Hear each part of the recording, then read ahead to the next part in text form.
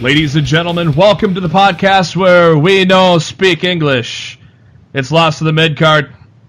Welcome to our unofficial talk about Backlash because, well, frankly, in 3.5 years, nearly 3.5 years that we've done this show, this quite arguably could have been the worst pay-per-view the WWE has put out in 170 episodes of Lost to the Midcard. So we didn't even want to record. Well, shit. I mean, the after show, I'll call it Talking Smack, because I can. I didn't even get over till 11 Central. So I was like, Jesus. So yeah, we didn't come at you on Monday with that one, but we were gonna talk about that briefly, talk about why it sucked, except for the opener, and we'll go from there. But first, thank you to SpiderDuck.net for being our host, enabling us to be on iTunes and any of your favorite podcasting apps. What you got to do is search for Lost to the Midcard, hit that subscribe button, and then you know every time a new episode comes your way. Every Thursday and sometimes Mondays after a WWE pay-per-view if it doesn't suck. You can also subscribe to us on that YouTube. Links to all that are on our Facebook page, facebook.com/LostInTheMidcard. You can also check out our subscription links on the Twitter at LITMC Podcast. That's also where we share a lot of the great tweets within the wrestling world, so make sure you give us a follow at LITMC Podcast. I am your host, Jeremy Bennett. You can find me on the Twitter at JB Huskers. As always, my co-host, he is on the Twitter at Raw F Showtime. It is Mr. Matt Black. Matt, how you doing? I didn't even finish Backlash. So you didn't even go back and watch the two matches? Fuck no! After you shut it off. Okay. No, after I had to read about it, why the fuck would I go back and watch that shit? True. Dude, I shut it off when Nakamura and Styles was done. And they did absolutely nothing to make me go, you know what, maybe I should tune back in and see what I missed. Nope. Yeah, you were following along on the Twitter, and I was tweeting with you too, and I'm like, yeah. It just seemed like, I watched my timeline proceedingly get angrier and angrier over the next hour after I turned it off, and I'm just sitting there like, man, I'm so glad I turned this off. Yeah. I don't need this extra aggravated stress tonight of how freaking stupid Vince McMahon is and how he books some of the most putrid garbage that we've ever seen in our life. It's so mind-numbingly ridiculous. Do you agree with what I... That we got a pay-per-view like that. Do you agree with what I said in the open? It's the worst WWE pay-per-view since we've started the podcast? I'd be hard-pressed to think of a worse one. Yeah. I really would. Yeah. Making his return to the show, he is on the Twitter at no one like D. It is Darryl Bullock. Darryl, welcome back to the show. How you doing, man? I'm good, sir. Fuck Backlash. Yeah. Now, did you go back and watch the matches? Because you shut it off at the same time Matt did. Hell no. I just read it on PW Insider. All right, you're gonna hear me bitch about it then, and that's fine.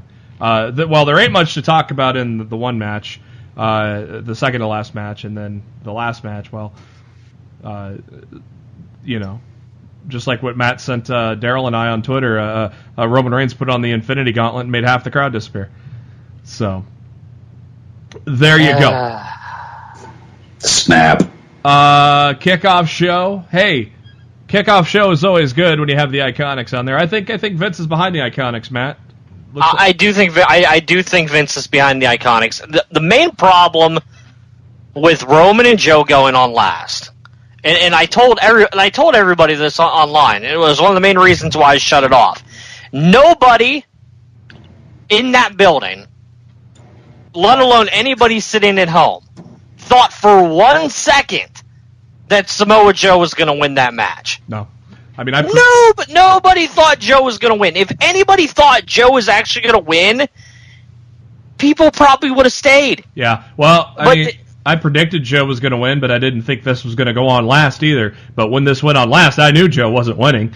I mean, if I would have had the match lineup in front of me, I would not have picked Joe, but I picked Joe because I thought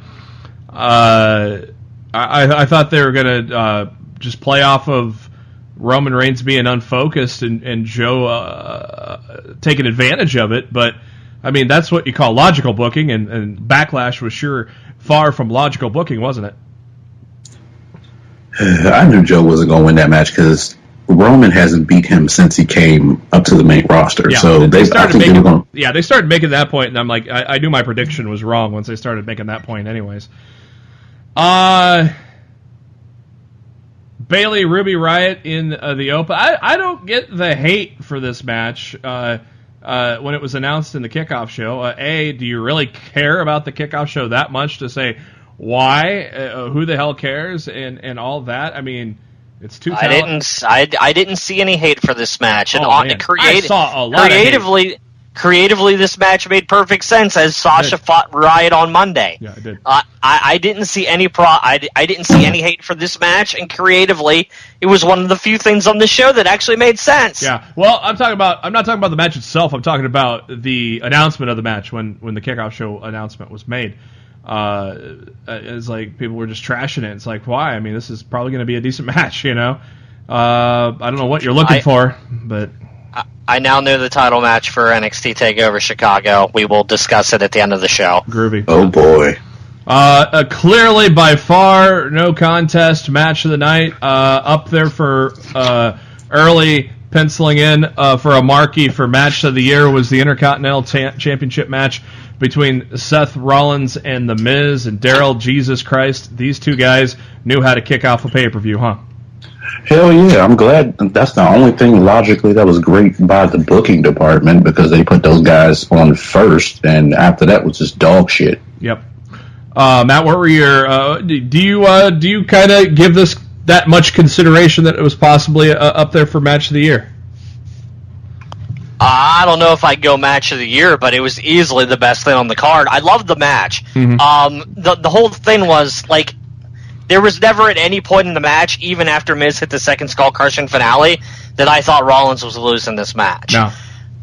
So to me, I felt like the outcome of the match was never in doubt the entire match, but the match was still really, really good, which is a testament to both Rollins and Miz and what they were able to do in that ring, because they were hands down the best thing on that entire show, and it wasn't even close. No. I thought, I thought these guys, I mean, it's just tremendous. And then Rollins goes on to Raw and has a killer match, not a killer match, but a good match with Mojo Rawley. Dude, he got Mojo Rawley to have the best match of his career. Yeah. Pretty much. Yeah. A good match. But then Miz goes on to SmackDown Live and puts on another killer 20-minute match. It's like, hello, I did an all way too early WrestleMania prediction article, and I penciled in Miz and Samoa Joe for the WWE Championship. I think Joe takes it from Nakamura or Styles or whoever has it, or maybe Joe just gets it later on down the line. I think Joe gets it eventually, and then I think Miz finally gets his chance to get back into that main card where he rightfully belongs, because we're going on 2 years now where The Miz has just been on a complete roll, and I think he deserves to be a world champion again. I would not be surprised to see Miz win the Money in the Bank. Yep. I think he's my favorite right now to win it at this point. Quick aside with Money in the Bank. Do you, with the guys that lost, I have this weird feeling. Do you think they're going to be like a second chance finale match? I do. I do think there's going to be a second chance for both the men and the women to get the final fourth spots for Raw and SmackDown on both sides. For each I show, feel that there's going to I feel when there's 3 Raw and 3 SmackDown in each match, the final match to decide the final spot will be a second chance style type battle royal or match or something like that. To determine the final placement from that brand. Yeah, because I honestly think it'll be an absolute travesty if Sasha Banks isn't in the Women's Money in the Bank ladder match. Yeah, and I think the same goes for Jeff Hardy and Daniel Bryan on the men. No, I don't think Jeff's getting in with the United States Championship, and I feel like they have other plans for Daniel Bryan right now. And to be perfectly honest, after thinking about it long and hard on Tuesday night, we just got Daniel back. I don't need to see my dude in a match with a ladder right now that can be used as a weapon to be smacked in his skull. Yeah. I don't need it right now. I'm not ready for that. I would prefer Daniel Bryan to not be in any matches that require weapons for as long as humanly possible. So no, I don't want Daniel Bryan in Money in the Bank for that reason, and that reason alone. So yeah, we'll get to SmackDown and the amazing end of that here later on in the show. Next up was Nia Jax, Alexa Bliss. I didn't think this was too bad of a match for following what we just saw with Seth and Miz. I thought Nia and Alexa told a good story, and considering there's such a discrepancy between the stature of both ladies, I thought this turned out to be a great match, not a good match. Matt, what did you think of those ladies there? I honestly thought it was just there. I thought it was fine. I didn't think it was bad, but I didn't think it was great either. And after that was for the United States Championship, Jeff Hardy against Randy Orton. Again, I thought this was a pretty decent match, a good match. I was excited for this match to actually happen. Darryl, what did you think of Hardy and Orton? It was pretty solid. I mean, for the most part, like, barring what happened with the rest of the card, like, they put on a good match, and it told a decent story. It's just good to see those guys back in the ring again after however many years they haven't wrestled each other. Yeah, I think it was like 10. I think it was like 10 years, they said. Yeah, 08's when they had that rivalry. I don't even remember that rivalry. It was slight, I believe. Yeah, I don't remember it at all. Jeff got the win after getting out of an RKO and hits the Twist of Fate stunner and then the Swanton bomb after 12 minutes of action. Then this is really where the wheels started to fall off. Now I thought the Elias concert, it was funny. It wasn't needed. It was a way to get people on the show, obviously. Dude, it was honestly the whole reason why this pay-per-view couldn't go off the air at 11 p.m. Yeah.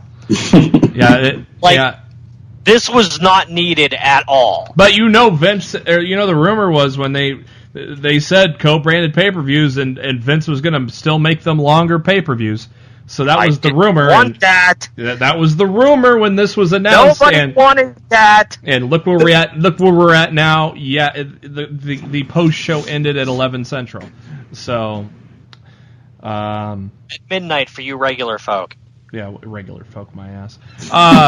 It all ended with Bobby Roode hitting a DDT, getting back at Elias for the attack that he had laid out on him on Raw the week before.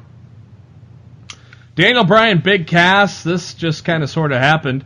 It went all 8 minutes, and Cass really did not put much of a fight in the yes lock and tapped out pretty quickly. Got his heat back, but was nowhere to be found on SmackDown Live, and Mike Johnson, PW Insider, says that's not a good thing if you look to continue something on the pay-per-view and then the following show after you're nowhere to be seen. That's not good from a standpoint of creative.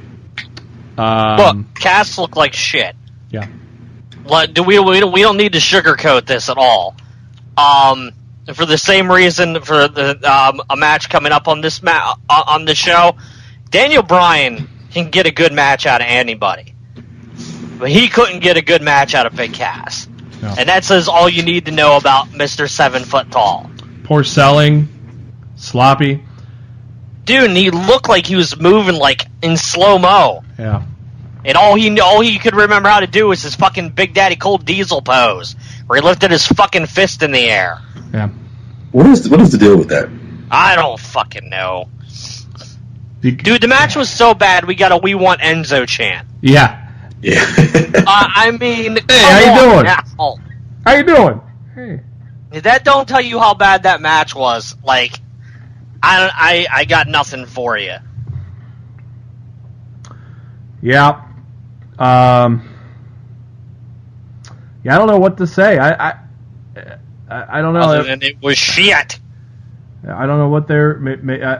I think Darryl and I were talking about this. I said this was this. They're probably putting him with Daniel Bryan as an audition to see what he could do with the top guy, and well, wasn't good. Wasn't good, and he wasn't on SmackDown the next night or 2 nights later. So yeah, the only thing they did with him was a YouTube video. I thought he was going to interfere in that match. Claiming that Rusev won because Cass softened Bryan up for him or some bullshit like that. Yankety wank. And then we get to the SmackDown Women's Championship, Carmella, Charlotte Flair, and this was a sloppy mess, wasn't it, Darryl? Trash. Sloppy mess, and Matt, even shittier finish, huh? Dude, Trash. I've given Liv Morgan a lot of shit. and rightfully so. We all have. But Charlotte was able to get a decent match out of Liv Morgan. She got one out of Lana, who's new to wrestling. She couldn't even get a decent match out of Carmella. Huh. She's the worst. It's gonna be interesting to see how long. She is the worst. It's gonna be interesting to see how fast that she drops that belt. Gonna be interesting. Baltimore got a favor this week by not having to see her try to wrestle. Thank you, God. Yeah, and even amazingly more, she beat her clean. She beat the girl that broke Asuka's streak a month ago clean. Oh yeah, dude, yeah, the finish was garbage. It was so bad. You know, we both, Matt and I, said last week. I said, "Oh, the Iconics are going to help her." You thought the Iconics were going to interfere. I thought it was going to be Mandy Rose and Sonya Deville. And it turned out, no, we're just going to let her win on her own because she's so good. Wow. Then we got the WWE Championship match. No disqualification. AJ Styles, Shinsuke Nakamura. Decent, good match for what it was worth. I enjoyed the match. I think every time these two are getting in the ring with WWE, they're becoming more comfortable with each other, and we're getting better matches out of them. It's just the creative finish of these matches have been so piss poor lately that it's overshadowing the work that the two are doing in the ring together. Yeah, and when Darryl and I were doing the show a couple times, and I go, I'm all for this feud going to SummerSlam and stretching it out, but holy shit, if you're gonna book it that crappily. How many times can you get kicked in the balls or hit in the balls? I don't know. And how many times can you get hit in the balls and not decide to wear a fucking cup? Yeah. Right. How was for the crying cup? out loud, that's creative 101. I mean, it makes AJ Styles look like the dumbest motherfucker on the planet that he hasn't decided to go out in the ring against Nakamura and wear a fucking cup by now. Like, what the hell? I mean, take a page out of Bret Hart, putting that old armor on his chest. Dude, that was one of the greatest spots in Monday Nitro history. Oh, you legitimately thought Goldberg was dead. When he came out in that hockey jersey, he was out. He got Goldberg to spear him, and Goldberg was out, and he lifted the hockey jersey up, and he was wearing that freaking like metal plate that covered his entire chest. That was brilliant. That was absolutely brilliant. You know, we need more stuff like that in pro wrestling in 2018. Oh, our childhood. So lost. We need more stuff like that Ricochet Velveteen Dream promo in NXT tonight. Don't get that. Yeah, I have a feeling those two are on a collision course for Chicago. Oh, yeah. I just saw the main event for Chicago. Lord have mercy. Yep, I DM'd it to both of you guys after I found it. I was just going to say, damn it to me here. It makes sense. Whoa. Yeah, it's gonna be a big boy match. Ooh. Yeah, like I said, we'll be talking about this in the show. We don't put spoilers in the beginning of the show. You guys know how we roll. If you guys want to hear about the NXT taping results that are ongoing right now, we will be talking about them at the end of the show. So stay tuned for that at the end. So after 21 minutes, good match, a better match than WrestleMania, but as Matt said, yes, they're getting working better together in a WWE ring. Hey, just because they've worked well or together in Japan and well together at Wrestle Kingdom time, WWE is a whole different animal, and it's a whole different world, kids. So But maybe my wish is still going to come true. This goes to SummerSlam. But for the love of God, let's get a little better creatively here, guys. I mean, you did good with the low blow at WrestleMania, but the double nut punt at Backlash after 21 minutes, the double nut punt, I laughed, but I didn't think that was the end of the match. Clearly, we're heading to last man standing, aren't we? I don't know. Here's the problem. Here's the corner that SmackDown's creative team has backed themselves into. If Nakamura didn't win the title at WrestleMania, what were they going to do with him? They turned him heel. If Nakamura does not eventually win the WWE Championship in this feud with AJ Styles, what was the point of turning him heel to begin with? Yeah. If they have no plans on giving him the championship, this feud is being dragged out for absolutely nothing. The end game, Nakamura's end game, he needs to beat AJ Styles for this championship. Even if it's only a short run, he needs to win the title to make this heel turn matter. If he ends up losing this feud and he never captures the championship, he's scorched earth. He's Dolph Ziggler. He's Japanese Dolph Ziggler. And it freaking sucks. Yeah. Because one of the best acts and most promising talents from NXT, they brought up, and Vince and company proceeded to absolutely, positively ruin him. I fully expect that he's going to take the title from AJ. I see the same thing. But I thought it was happening at the Greatest Royal Rumble, and I thought it was happening at Backlash. Now I'm going to think it's happening at Money in the Bank now, I guess. Since that's still a little more than 5 weeks away, I fully expect Shinsuke AJ 3 is going to be at Money in the Bank. Then, you got your rematch at Extreme Rules, and maybe something happens there to where the finale's at SummerSlam. I don't know. Or you close, because you don't really start a new feud at SummerSlam. You usually end it there. So we'll see what happens. Strowman and Lashley took on Owens and Zayn after that. This was a rematch of Raw. I don't know why they put this on the pay-per-view. The only reason why they should have put this on the pay-per-view is if they were going to turn Strowman and Lashley against each other. That didn't happen. Owens and Zayn kind of turned against each other for a minute, but they're back on the same page again. This just made no sense. The good guys went over. That's it. Nobody's popping for Lashley. Nobody's popping for his finisher, even though he's trying to get the crowd to, hey, come on, I'm still holding this guy up. Come on. No, nobody cares. They're booking Lashley terribly. I mean, Impact Wrestling knew how to book Lashley. It's amazing the WWE doesn't know how to. But there you go. That match did not need to be on the card. The only bright spot of the main event was Samoa Joe was in the main event of a WWE pay-per-view. Unfortunately, it was a shitty match. It was not good. Expect a lot better out of these guys. But, I mean, people, you saw it on Twitter. Crowds were leaving. Maybe they just didn't give a shit either, and mailed it in. I don't know. The match wasn't good, and obviously the Roman thing. I don't know why Vince keeps trying with it, Matt. Because he's bullheaded. Fuck. Stubborn as fuck. Fuck. Look. Can I run down a couple names for you guys? Yeah. Mm-hmm. All right. Give it to me, dummy. Hulk Hogan. Brother. The Rock. Jabroni. Triple H. What? Oh.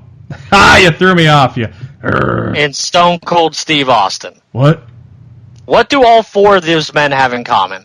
They held the title. Kiss My Ass Club. No. They were all originally Slept with Steph. big-time heels. Yeah, Rock. That became so popular that they had to turn them babyface. Yeah. Right.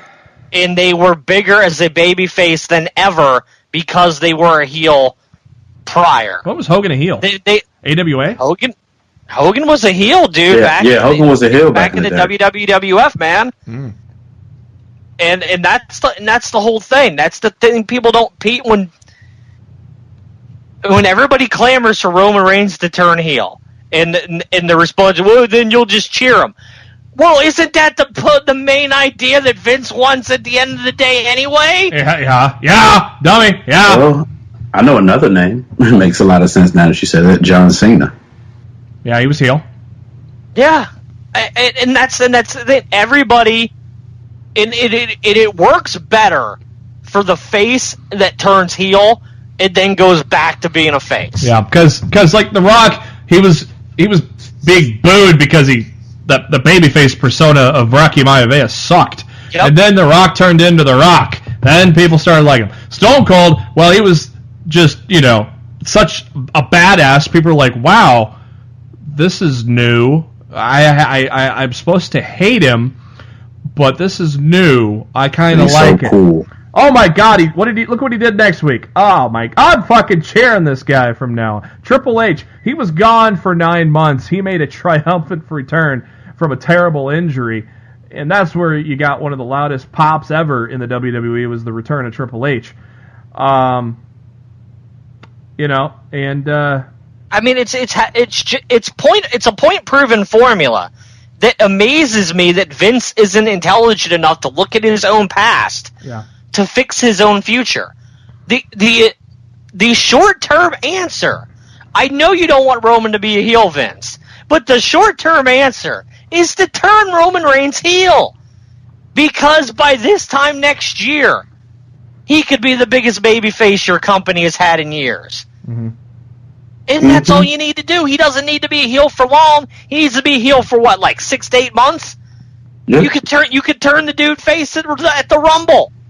He don't need to be heel for long, but let his attitude and let what Roman Reigns really is come out and shine through as a heel for the rest of this calendar year. And I guarantee you, by 2019, when the Royal Rumble rolls around, people will want to see Roman Reigns win the Royal Rumble. Yeah. And honestly, I wouldn't mind seeing it. That one promo he cut after Mania. After 33, it's my yard now. Yeah. How much heat he got? That was awesome. Yeah.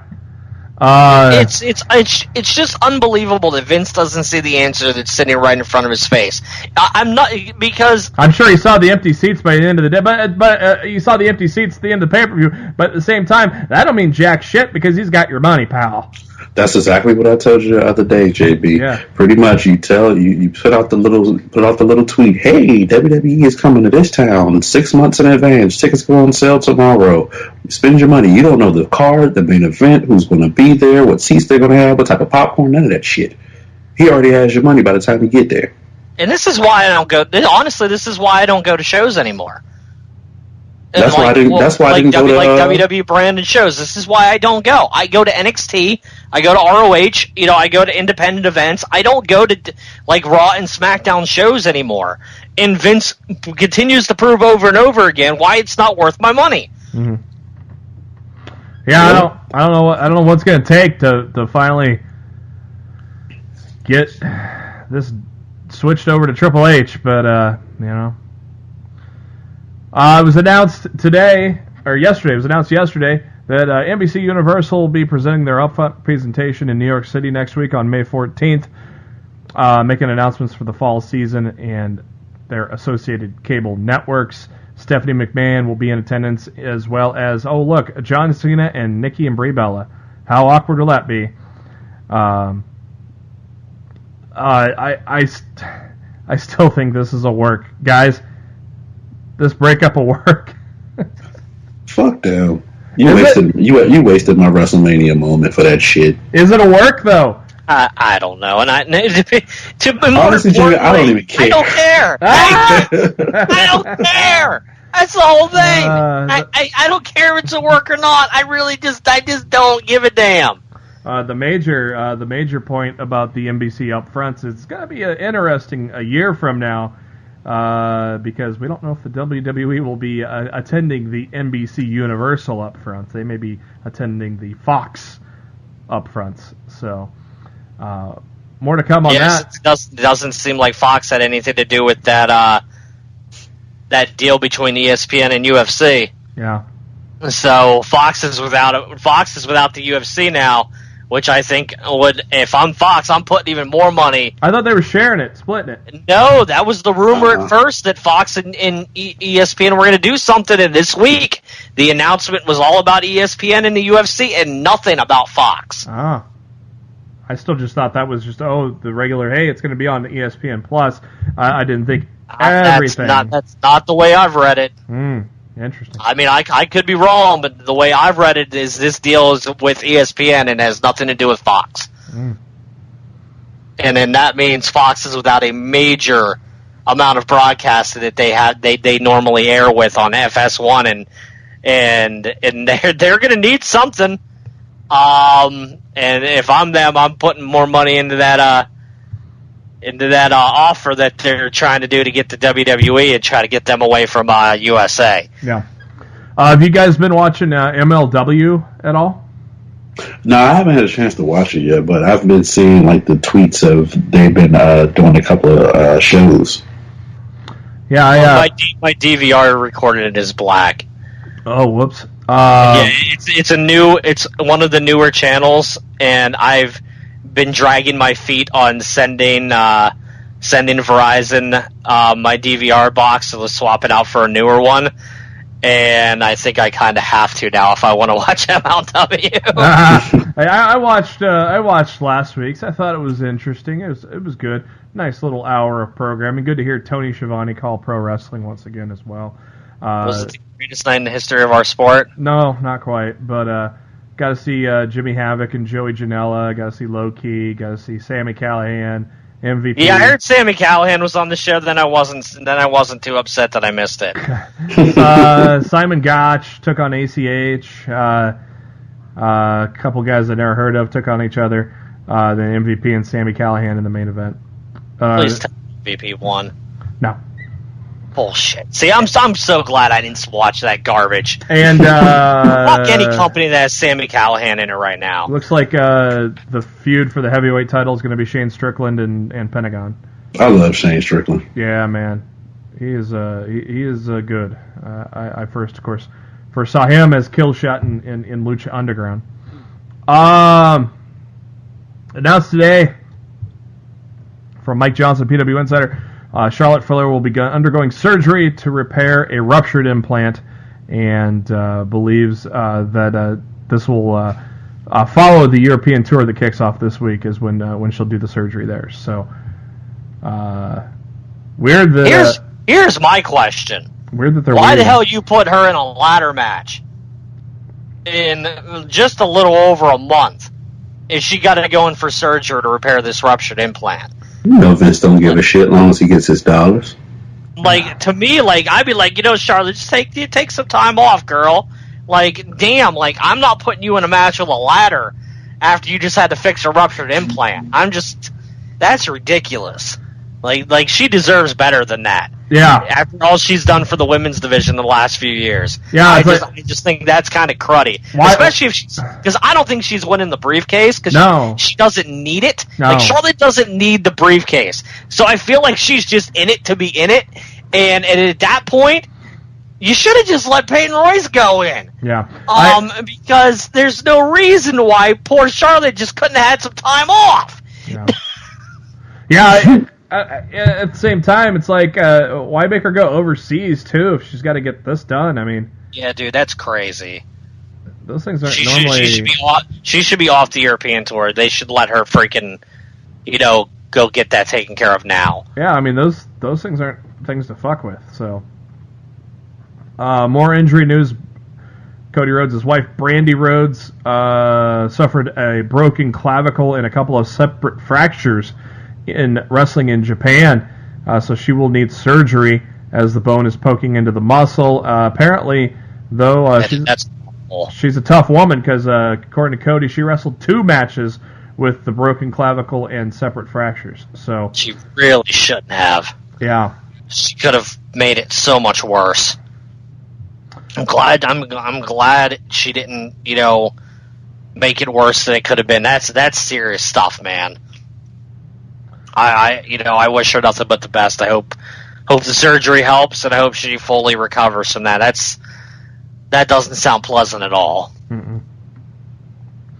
WWE files a trademark at the end of April for the Great American Bash. Of course, that was why the brainchild of Dusty. I'll tell you why in a minute. The brainchild of Dusty Rhodes, of course, originally was summer tours to help promote them, and they were televised specials on TBS. Eventually, they turned into pay-per-views, and then eventually the WWE started using them in 2004. They have not used it since 2012. I think they're doing this just like I think they're gonna do this just like Starrcade. I think it's gonna be a special. I think it's gonna be a special WWE live event. I bet it's just my guess. I hope that's all it is, because honestly, when they brought back the Bash, those were some of the worst WWE pay-per-views of that era. There were some real stinkers with the Great American Bash under the WWE umbrella. It is official now. The mayoral race in Knox County, Tennessee, is over, and Glenn Jacobs, a.k.a. Kane, is officially the GOP's nominee. He won just by 17 votes, but they had to go through some provisional votes just in case, and that did not make a difference. Kane gets the win there. The general election is the first week of August. God, I hope he wins so we never have to see him wrestle again. Thank God. I'm just saying the way he did. Dude, these last couple of times he's been on TV, like, dude, he's like 50 years old, man. Like, the guts there, and it's very prominent because of the gear that he wears. And just let the man retire. Let him do his politics, man. You know, I hope he wins, because seriously, I never need to see Kane in a WWE ring again. I just You mean you don't want to see Kane with the Big Red Machine or Corporate Kane anymore? No, I'm good, fam. I'm going to give you guys a funny one here. This definitely is not tied to the last article we just talked about with Kane winning, but the WWE is now hiring for a director of operations. Oh, for fuck's sake.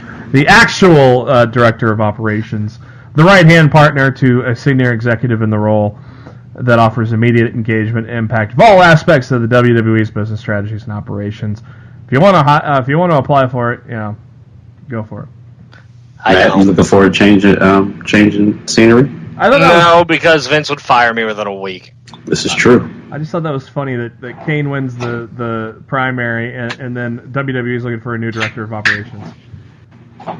Because Kane was the kayfabe director of operations under the authority. Yes, JB, we get it. You don't have to drill your joke into the freaking skulls of the listeners. You sure, Matt? You get to wrestle in slacks. Yeah. God. Yeah, pal. The worst. At least when he wrestled in slacks, it helped cover up his gut.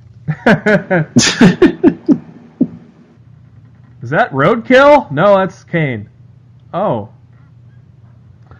Vince McMahon said when he announced the XFL for 2020 that the WWE and the XFL are going to be completely separate. I think Matt said bullshit at that, and yeah, looks like it's bullshit because there is XFL promotional items being shown at WWE events now. So, how much you want to bet you're going to see like the inaugural kickoff, like John Cena or whoever's champion there, like to flip the coin or some shit like that? Oh yeah, I remember the Rock. John Cena better damn well not be WWE champion in 2020. Okay, Kane. I hate all of you. Big Show. Big Show's going to be champion in 2020. Y'all suck. We miss you. You all suck. So yeah, Vince. Yeah, completely separate, huh? Nope. Oh my god. Congrats to WWE United Kingdom champion Pete Dunne. He and his significant other are expecting a child this November. So congrats to the bruiserweight. He's got a little bruiserweight coming.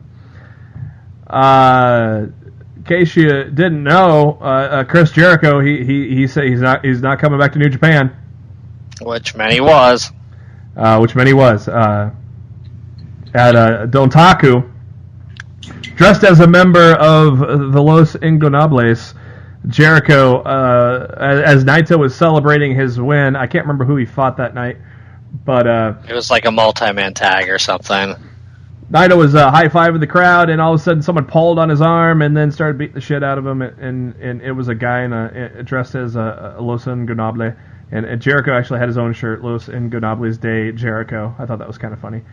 It was Chris Jericho hitting the code breaker, all to set up Dominion in June in Osaka, Japan, where we get 2 out of 3 falls from Okada. No time limit. And Omega with that damn title better change. I got Kenny in that match. If Omega don't win that title, I might be done with New Japan after that. As soon as he resigned, they have dragged me along, and they've made me wait more than long enough. If they don't let Kenny win this damn title, I might be done with New Japan after that event. I love their wrestling, and I love the quality of sports entertainment and professional wrestling that they provide every time that I watch. But they've been dragging me along on this Omega Okada thing for, it feels like, forever now. If they don't pull the damn trigger and Omega don't win that damn title there, I might just lose it. I might lose my damn mind. When he re-signed with the company, I think that was going to be the ultimate goal. So I fully expect the title change to happen at Dominion. I hope so, man. I fully believe it. I fully believe it will happen. So, ratings. Impact Wrestling drops below 300,000 for the first time in a month. They go down to 299,000, down from 308 last week. Raw after Backlash, nobody got excited. Raw lost about 400,000 people to a paltry 2.68 million. That dreaded third hour's back, 2.5 million. This is the first sub 3 million show since January 8th for the WWE. Can't say they don't deserve it after Backlash. Yeah. I think that was fans' backlash in response. Man, it didn't get any... We're turning off your weekly show. Yeah, it did get any better for SmackDown Live either, as they lost a good chunk of the audience down to 2.2 million. And we got to go back all the way to Halloween for a worse rating. So if we go non-holiday, we got to go all the way back to June 13th last year for a worse rating for SmackDown Live. And it was a decent show, too. But I really enjoyed SmackDown Live this week, but I completely understand the fans that decided to not tune in this week after Backlash. I completely get and understand them. I really, really do. I don't understand why the rating was so low on June 13th, 2017. Maybe everybody was getting so excited for Flag Day the next day, so they couldn't think about wrestling. Will you stop? I'm just trying to think of reasons why they almost dropped below 2 million. I mean, that's insane. They only had one of those, and that was November 8th, one right before SmackDown 900. It's the only one they've ever had at below 2 million since they went live. Titus O'Neil, the best thing that ever happened to him was tripping at the Greatest Royal Rumble. He made the number 1 on the weekly charts for ESPN's Not Too Top 10 this week. Congratulations, Titus. World Slide! Oh my. TMZ released a story a few days ago that Hulk Hogan was close to working at the Greatest Royal Rumble. I don't know about working, but or is it what it says, Matt? Do you think he was close to actually being one of the 50? If he was going to win. They ain't throwing that man over the top rope. Yeah, poor man. Exactly. With his hips, if he was coming over there to work that Rumble, he was going to win. Oh, you know what happened? Somebody get him over the top rope. He's standing on the apron. Somebody knocks him off, and he takes like the softest bump off the apron and onto the floor. That'd be how you will let me know. Yeah, they're sure as hell ain't gonna dump him over the top rope into the first row. Yeah, poor man's 80 or something. So, brother.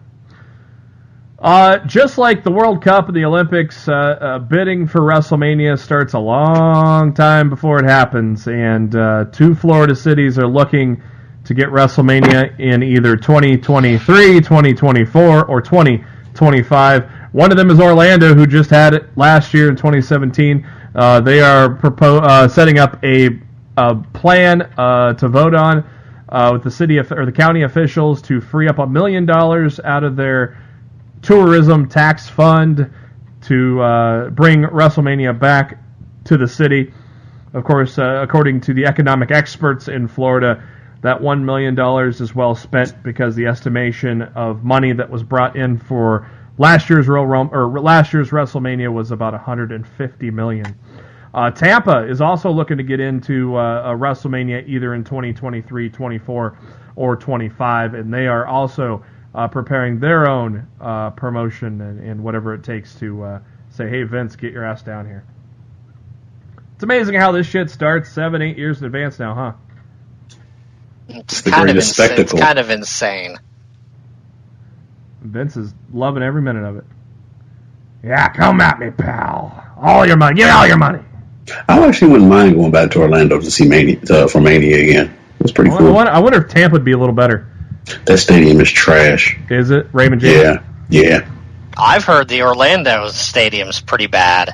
They renovated it pretty much. I heard even with the renovations I started, it was still pretty terrible. Well, the problem is that you just have to strategically pick your seats because unlike other stadiums, it's only 2 big monitors and they're at you have the wrong point of view where the big screens are. So there's one at one end, pretty much if you're in a football stadium at the end zone, and the other one pretty much where the stage was in 33, it's to the right of it. So anybody that's sitting diagonal toward the ring really doesn't have a good point of view, especially if you're sitting up top, in the higher sections.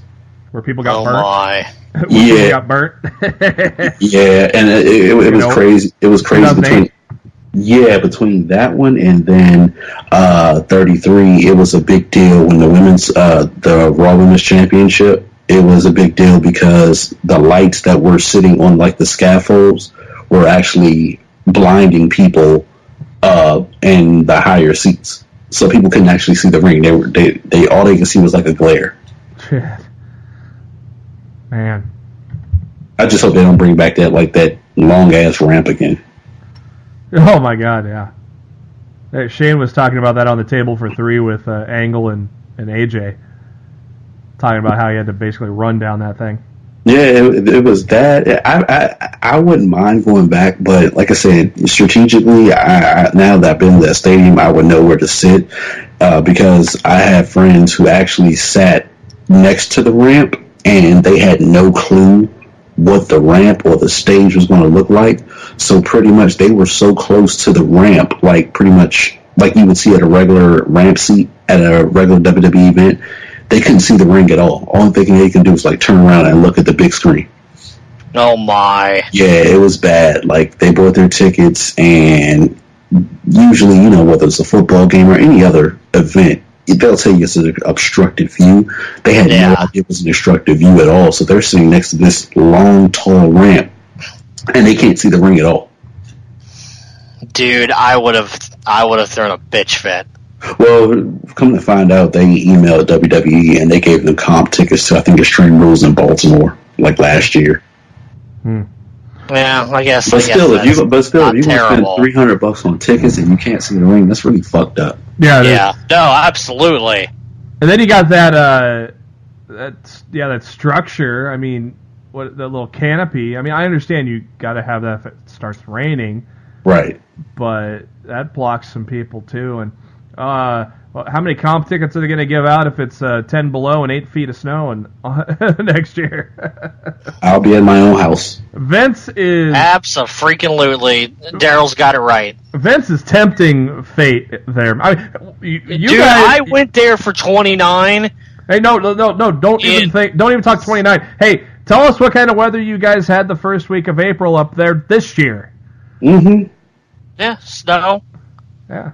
Yeah, lots of it. He's really... Dude, I'm telling you, dude. WrestleMania. It's okay, I own yacht, pal. I was cold as... You don't even know. You know what? I actually went back and watched... It was like an icebox at MetLife that night. I actually went back and watched 29, and you could tell some of the talent was just out there shivering. Yeah, and even at least the talent at MetLife, they had heaters all around the ring. Yeah, like the way it was designed. So I mean, at least the talent was attempted to be kept warm. The crowd, we were just freaking left to like freeze to death. Was 29? Was 29 once in a lifetime, or we're just kidding? This is second in a lifetime. Which one? 29 was 29 in a lifetime. Yeah. 28 was once in a lifetime. Okay. Yeah, that cracked me up always too. That pissed me off, dude. Once in a lifetime. Till next year. Because that was the main reason, dude. That was the main reason I went to Miami for 28.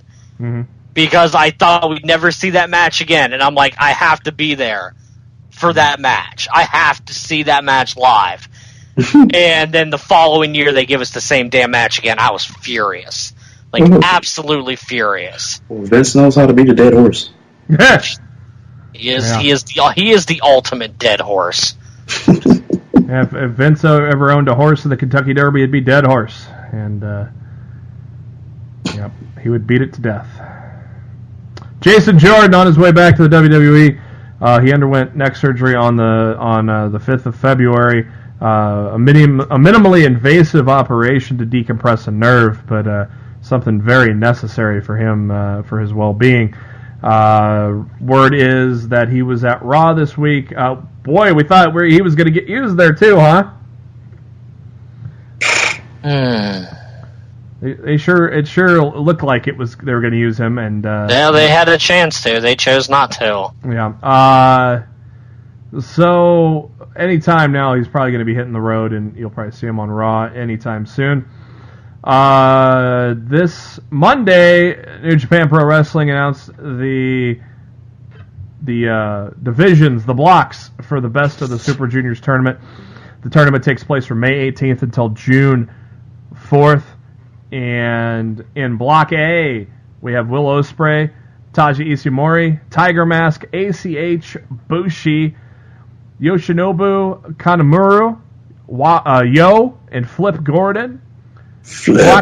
In Block B, Flip can't even get all in, but he can get in the Best of Super Juniors. B Block, Kushida, Chris Sabin, Taguchi, Takahashi, El Desperado, Marty Scurll, Sho, and Dragon Lee. Darryl, out of that A Block, you got Ospreay, Ishimori, you got ACH, you got Tiger Mask, you got Bushi, Kanemaru, Yo, and Flip. Who do you like out of that A Block? Knowing New Japan, I wouldn't be surprised if they have Ishimori come out of there. Ospreay's already kind of done it. So you think...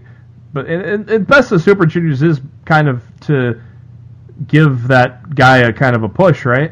Yeah, I mean, for the most part, I can honestly see Flip Gordon, too, because he's become so good. Yeah. I can honestly see him coming out of that block as well. Flip Gordon is criminally underrated. Dude, you should have saw the match he had tonight with the Briscoes and Liger. I mean, people just think he's like, hey, he's the flippy guy because he has the word flip in his name. But his in-ring psychology and what he can do inside that ring is absolutely incredible. There's a lot of people still sleeping on that guy, and a lot of people give him a lot of unnecessary grief. That dude's going to be a star, man. Yeah, he is. And do you think this is how it happens? Is winning the A Block? I wouldn't. I think if you're asking me if he deserves it, yeah, I think so. Will they give it to him? I don't know. You never know with New Japan, though, dude. Yeah. New Japan usually whoever Gato likes that day. Yeah, exactly. Bushi, you get it. Okay. See, the one I gotta go on. I gotta do a little New Japan or I like I said, I love New Japan. I love their wrestling. I love to just sit down and just enjoy a good professional wrestling product. My problem is the diehard New Japan fans that act like this company can do no wrong, yet nitpick everything that every other company does, especially like getting on WWE for like the scenes in the Roman Reigns and stuff. When New Japan does it just as bad, not if 10 times worse, with Okada and Tanahashi. Mm-hmm. Like, it's just as bad over there. It's just as bad. But all these New Japan fans just give them just give them a pass. Like, I don't understand it. Like, I really don't get it at all. Like, it's so weird. It's so weird. They're like, I hate Vince. Vince is so blind, but I'm gonna be just as blind by no matter what they do over there. I'm gonna like it because it's not Vince. As many times as Okada should have lost that title, whether it been to Kenny or Naito at Wrestle Kingdom. I mean, quit it. Just stop. Yeah, he's held that title for what, like 3 years now? Mm-hmm. No, it's about 600 days, I think. It feels longer. It feels so much longer, dude. though. It feels a lot longer than that. Yeah. It's because it kills me how you have all these tournaments, whether it be he's borderlining. He's coming up on 700. It'll be 2 years on June 19th. Jesus. He beat Naito at Dominion in 16. But didn't he have the title before that? Yeah, how long did he hold? 280 days. He had 200. Exactly. It's been like 3 years. Naito had like a mini reign. And who's Naito usually in his corner? Naito had Gato. Hello. Yep. It is. Naito had a 70-day reign. Okada won. Okada got it from Styles at Dominion in 2015. And Naito got it at Invasion Attack. You can easily forget about the mini Naito reign, and Okada's basically held that title for the last 3 years. Yeah, so you are kind of close on that. Yes, if you combine the two, yeah. I was just thinking of the current reign, but yeah, you are right. I didn't realize it was 280 days before that, too. It's crazy, man! It is. Darryl on Block B, who do you like here? You got Kushida, Chris Sabin, Taguchi, Takahashi, El Desperado, Scroll Show, and Dragon Lee. I wouldn't be. Let me tell you. I'll give you three people. I wouldn't be surprised if Marty comes out of that block. Yes. Another person who's worked his ass off in New Japan, Takahashi. Hiromu is gold over there. That was my first instinct on B was Takahashi. And then I'm a fan of his though, so I'm a little blind in there. And then because New Japan loves this guy so much, I wouldn't be surprised. Well, actually, I wouldn't be surprised if it's Kushida again. Yeah. I think Kushida's had it. I think Kushida's had the push too much, too long. Yeah. Same thing we're talking about with Okada. Yeah, I just everybody expects Kushida at this rate. Like you just see his name there and you're like, oh yeah, he's gonna win. Could you imagine a non-Japanese final with Flip and Skrull? See, we're not. There's no way we'll get that. No, we won't. Like I think Marty has a better chance of coming out of his block than Flip has coming out of his. If Marty comes out of that block, I wouldn't be surprised. Let me think. I wouldn't be surprised if Bushi came out of that. Bushi's in the A block, right? Yeah. Yeah, I wouldn't be surprised if it's Marty versus Bushi. I'm not too familiar with Kanemaru. What do you think about that guy? I've seen maybe one or two of his matches. I mean, he's cool for what he is. Of course, Ishimori was in the X division for. Yeah, he's the newest member of the Bullet Club. Oh. Yeah, they announced that he had the Bone Soldier mask on. And, did he? Yeah, and Tama Tonga unmasked him. So he's the only third Japanese guy ever to be in Bullet Club, right? Yeah, let me think. Tanahashi and Bone Soldier's Japanese, right? I believe so. I want to think Bone Soldier was Japanese. So Ishimori would be and Bone Soldier's not in it anymore. So Ishimori would be the second Japanese guy in it currently, and the third ever. Because of course, if for the kids that don't know Bullet Club, well, I don't know what you're doing, but it's basically foreigners to Japan. They're not, they're from all over the world except for Japan. So, I always love talking about the Super Juniors, though. That's always a fun tournament. John Cena has another... We went from talking about the Super Juniors to John Cena. What the fuck you doing us tonight, JB?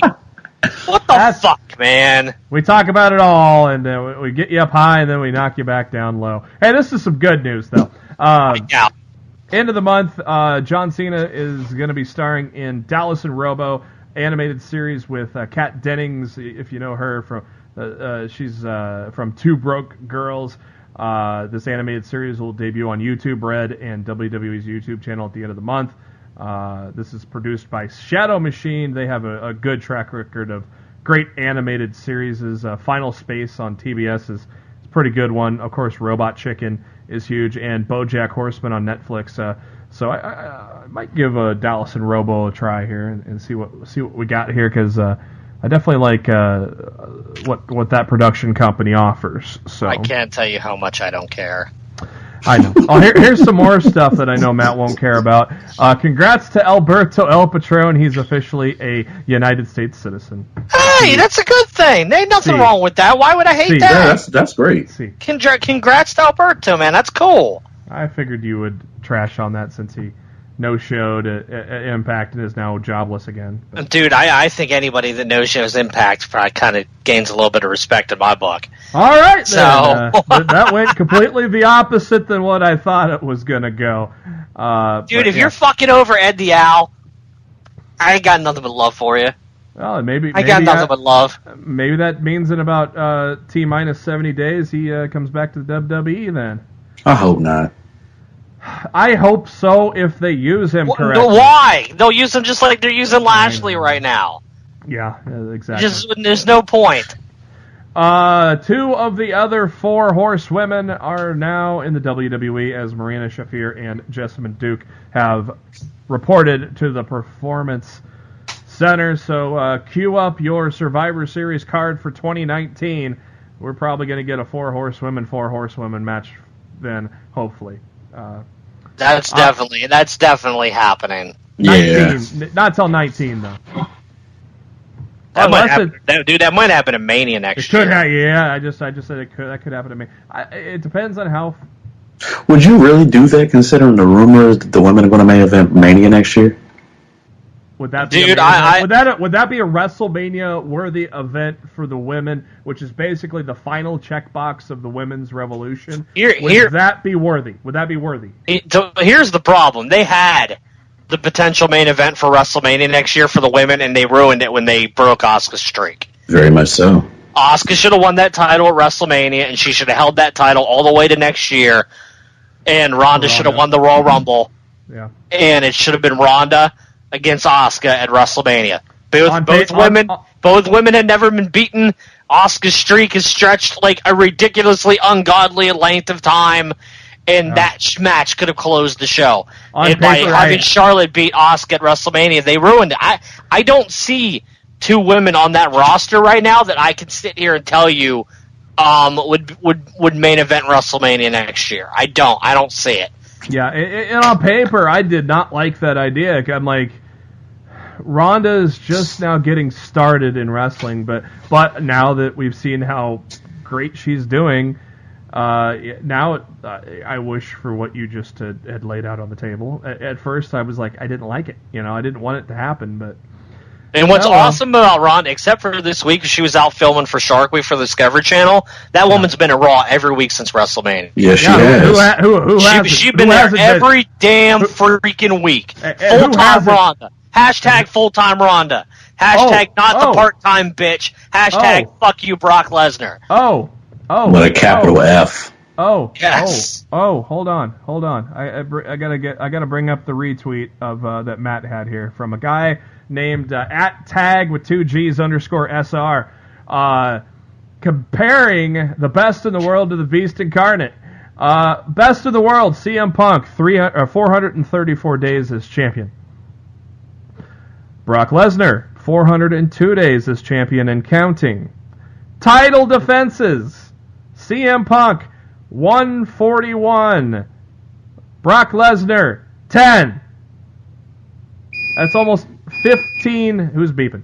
That's almost 15 times the amount of title defenses in the same type of title reign. Live shows. CM Punk went to 110. Lesnar, 4. Well, no, they're saying that CM Punk defended the title at live events 110 times. Oh, is that what that breakdown is? Yes, okay. that's what that breakdown is. So that means Brock Lesnar has only defended the Universal title on television 6 times since winning it. Yep. 6. Are you fucking kidding me? And what did I say, Darryl? What did I say in our WrestleMania preview? If somehow Lesnar wins, he's breaking Punk's record, isn't he? Yeah, I told you it was a big fuck you to Punk. Yep.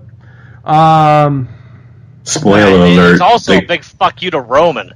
Yeah. In the entire Raw roster that they sacrificed for an entire year because dumb old man Vince had his Roman Reigns Brock Lesnar match pegged for this time last year, all the way up to WrestleMania. He knew that was going to be the match, and he knew that was when Roman was going to be the champ. And then that week he changes his fucking mind. Do you somehow, you, Vince? Do you somehow think that now the guy that take the title off of him is going to be Seth Rollins? Now that Rollins is starting I hope it is. Now that So Rollins, do I I. hope it is. Last time, hey, I hope he takes both titles or has both titles. First time since Warrior. If he takes both, I think the IC title needs to be put up in a tournament. Yeah, he'll vacate it. But don't have him get beat for the IC title and then go beat Lesnar. No, have him be the first guy since Ultimate Warrior at WrestleMania 6 to hold the, well, it's not, nobody's ever held the Universal and Intercontinental, but you get my drift. The top prize on Raw, the equivalent of the WWE Championship. World champion. To me, the only two people on Raw right now that could actually win, because, like, I'm done with Roman. Strowman and Rollins. They fucked Roman beyond. Yeah, Strowman and it's Rollins and Braun. Yep. Like, and there's nobody else. And maybe one of Bobby Lashley's sisters. Jesus Christ. Look, if Lashley would have been booked right since he's come in, he should be named in the same breath as Seth Rollins and Braun. But they've shit the bed with Bobby Lashley since he's been back, and I hate it. Walking Armageddon was so much more better than the Dominator, and by far, it's not even close. I got news from Ring of Honor. The Kingdom just took the titles off of SoCal Uncensored. Ooh.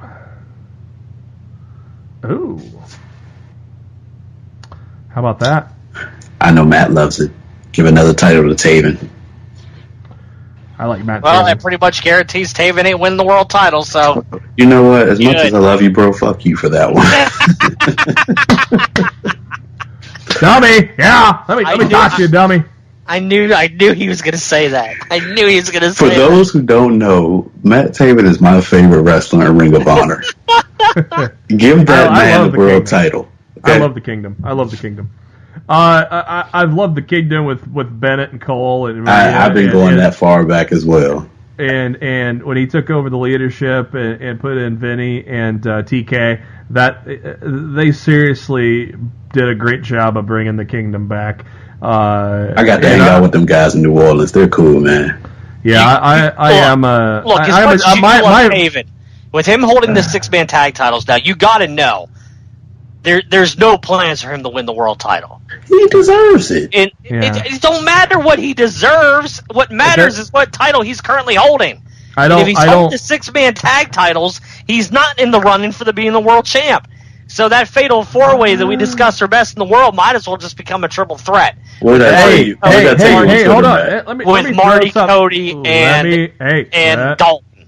Let me throw something in it. Let me throw something your way here. How many guys are in the can? How many guys are in the can? Three. All right. How many fingers do they hold up? 4. Oh. Who's going to help Taven defeat Castle and he jumps into as the 6-man champion when Matt Taven becomes the world champion. Yours truly. Nobody. Yeah. You are? You're joining the kingdom? I wish. What a swerve. I'm saying that right now. I think there's a 4th member of the kingdom that is going to come in and help Taven win it, and then he'll be the one that tags with TK and Vinny, and Matt's. That's the only way I can see it happening. I honestly don't see a title change happening here, but I can see it play out if this happens where someone major joins the kingdom, because I honestly have been thinking for a long time that there's a 4th coming somewhere, and I don't know who. I honestly couldn't think of who it would be. Everybody's pretty much with a faction right now. Yeah. So, Total Divas has been renewed for an 8th season, not just an 8th season, but also a 9th season by the E! Network. I know you're excited. I haven't watched Total Divas in like 3 years, but... Liar. No, actually, I'm not lying. I don't hate it, but I have no time. I don't even have time for Impact and 205 Live and Ring of Honor, let alone Total Divas, for crying out loud. Too much shit. Too much. I don't hate it, but...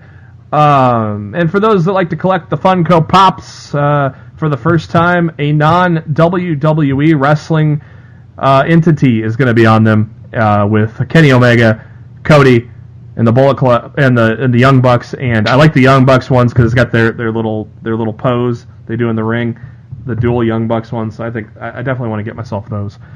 That's funny you just said that, because the Young Bucks just did that pose right now.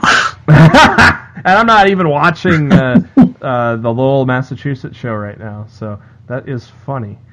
That is funny. You want to relive some more of your glory days in the WWE's Attitude Era? You can do so right now, as the WWE added the very first season of Sunday Night Heat to the WWE Network. It debuted in August of 1998. Aired on originally the USA Network on Sunday nights at 6. It basically was the kickoff show before a kickoff show was a thing at pay-per-views. And they added basically the most important season of Sunday Night Heat. The first year was good. Then SmackDown came along, and Heat really fell out of favor with Vince. But Vince really wanted to get a second live television show out there in the Monday Night Wars, and so he put a lot behind Sunday Night Heat in the first year. So remember those days when they had Sunday Night Heat at the WWE Times Square or whatever the hell that was? Was that a restaurant or what? What WWE New York. It was a restaurant. Hey Matt, do you remember when WWE was on the radio at one point? Radio? Yeah, they had like a radio show that came on Saturday nights. I cannot remember what it was called. But they had an actual call-in radio. Talking about Bite This? No, this was, I want to say, like 94? Like a syndicated live radio show? Yeah, it was a radio show. I remember. How do I remember it? Because it came on Saturday nights. I gotta look it up. I don't remember this at all. Yeah, that might have been only in major markets or something. Yeah, only reason I remember because I tried to like put my little radio on and I never could get the show. But it was never syndicated in Maryland. Yeah, I don't remember. Like, I grew up in PA. I don't recall that either. I've never heard of it, so I wonder if it was only in certain markets. I'm actually going to look it up and see if I can find it. NXT for this week. Ricochet kicks things off with that awesome entrance, and he's dressed up, and there's one thing that he's after, and it's not socks. that guy yelling socks was pretty funny. It's the NXT Championship, but Velveteen Dream makes his way to the stage and says, "Who gives you the authority to ask for NXT title opportunities? You think about taking over, but you need to take a step back, sweetheart. You can call yourself the one and only." But the Dream agrees that he's the man around here, and there's only one experience, and you're looking at him. Darryl, I thoroughly enjoyed this promo between Ricochet and Velveteen Dream tonight. What were your thoughts on it? I just love Velveteen Dream, period. Like, that guy is ridiculous. So talented. He's got it, as Jericho would say. And what were we talking about a couple of weeks ago, JB? How old is he? He's like, what, 22? 23? Yeah, 22, 23 maybe tops. Yeah. Whole career ahead of him, man. You know, it's like, you look at Cody Rhodes, who broke in that early, and Cody's only 32 right now. Can you imagine 10 years of what Dream is going to be able to do in 10 years? Jesus. And he'll be where Cody is right now, age-wise, in 10 years. It's insane. Matt, did you like the open with the promo and those guys? Oh, absolutely. Like I said, I feel like these two are on a collision course for Chicago. I hope so. It hasn't been confirmed yet, but I mean, just like based off tonight, and based off tonight's spoilers, like I feel like if we don't get that match in Chicago, I would be very, very surprised. Yeah, 2 nights of tapings. The first night ended already. They taped 3 weeks of television, I believe, maybe 4. I'll have to. Yeah, I think they're taping everything else tomorrow. Yeah, only 3 weeks of television were taped. 2 matches are known. We'll go over those spoilers as we normally do. At the end of the show. And honestly, we could even speculate on some other matches, because I think I could tell you the full card, like even though it's not fully announced, just by reading the tea leaves and knowing how Triple H does things. Like I think I could give you the full 5-match card for this show. Next up is the Full Sail debut in ring of EC3. Comes out to a big pop and took on Raul Mendoza from the Cruiserweight Classic. Pretty easy win there for EC3. After the match, he is interviewed by Kathy Kelly and says that adversity makes him a man. He is a man with the mind of a scientist and the body of a deity. The only thing you'll see going forward is victory after victory after victory until he rebrands this place NX3. He's the best here. He's the best there. He's the best everywhere. I wonder if he meant Impact when he said there.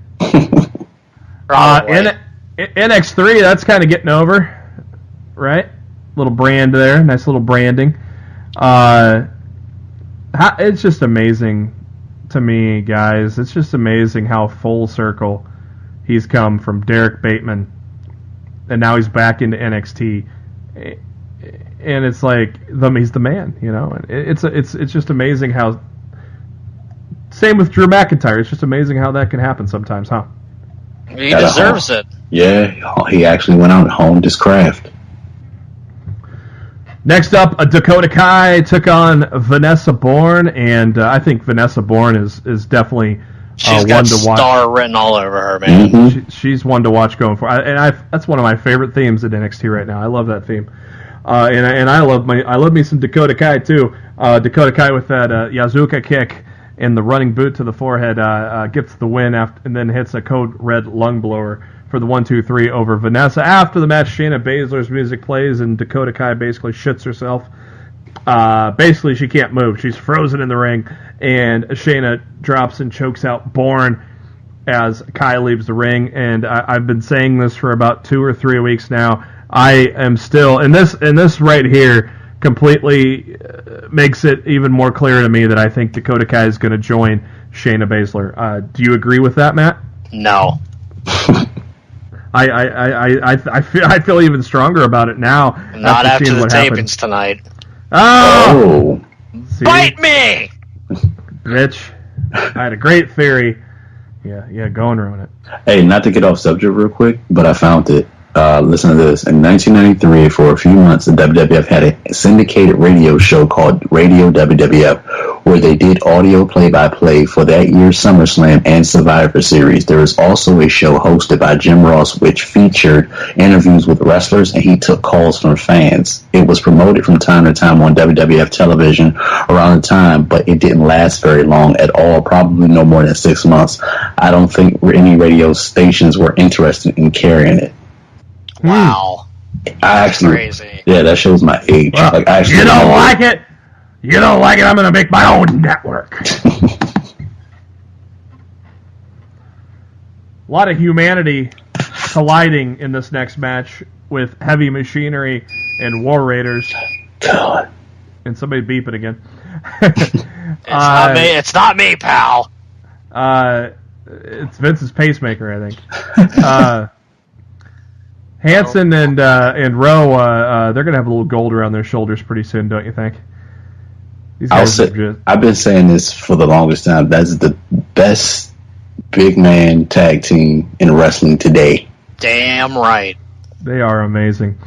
It'll be interesting if they end up feuding with the Undisputed Era, because that's all Ring of Honor boys from just a couple of years ago. I'll take it. Yeah, me too. Yeah. Next week. I don't feel like we're gonna get. I feel like that could be Brooklyn.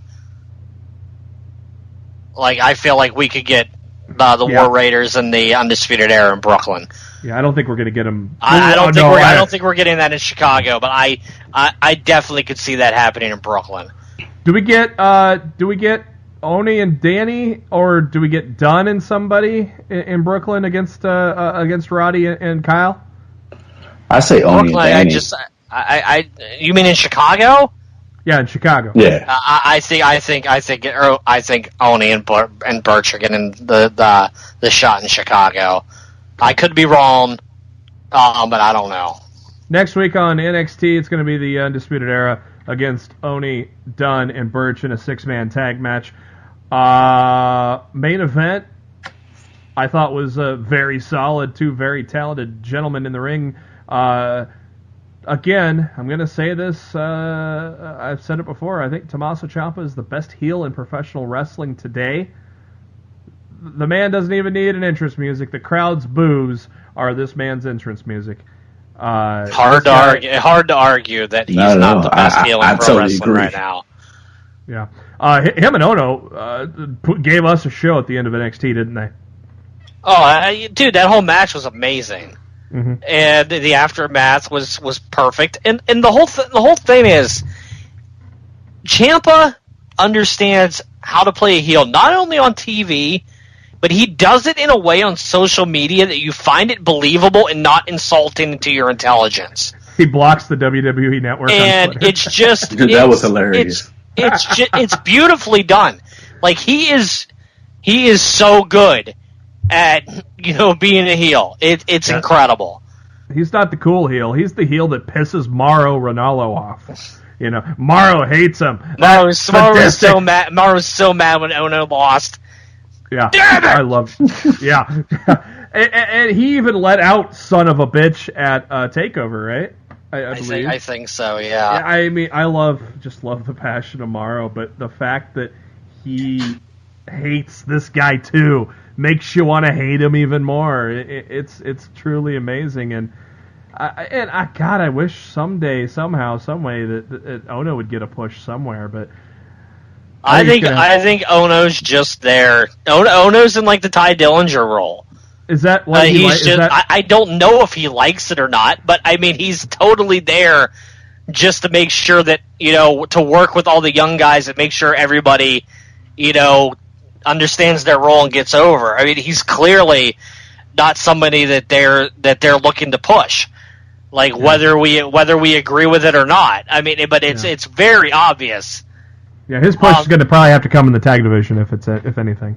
Well, he got the North American title now. That's also a good thing. A guy like Ty Dillinger and Baron Corbin, maybe to an extent. Those guys, they really had no way to get to that NXT championship. Now they got a way to get to the North American championship. So that's another cool reason why they for adding that belt.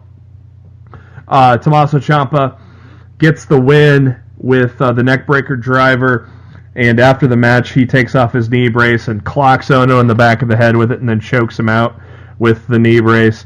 And Ciampa asks Ono if it was worth it, and tells him that he broke Johnny's body and broke Candice's heart because he has a black heart. I love that guy.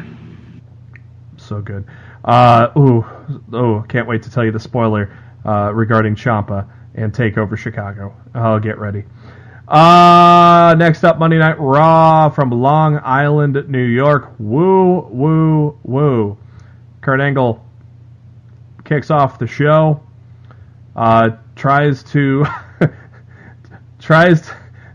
say how Tries to say an excuse, I think, for why Backlash sucked. It never stops in the WWE. WrestleMania, the shakeup, the Greatest Royal Rumble, Backlash, all that great stuff. And yeah, and Paige said the same. Tried to put over Backlash too. I think they knew they gave us a shit show, and then tried to kind of cover it up. Whatever Paige said, I'll get to that later in SmackDown, but. I just thought it was funny that the two general managers... Smashing success, my ass. Yeah, there you go. Smashing success. Yeah, I just thought it funny the two general managers kind of trying to put over Backlash when we all know that it was BackTrash. I like that one. You like that for a pay-per-view title name? BackTrash?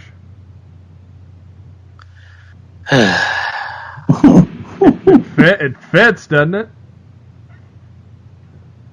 Oh boy. Tie game. Yeah, I know. I'm watching.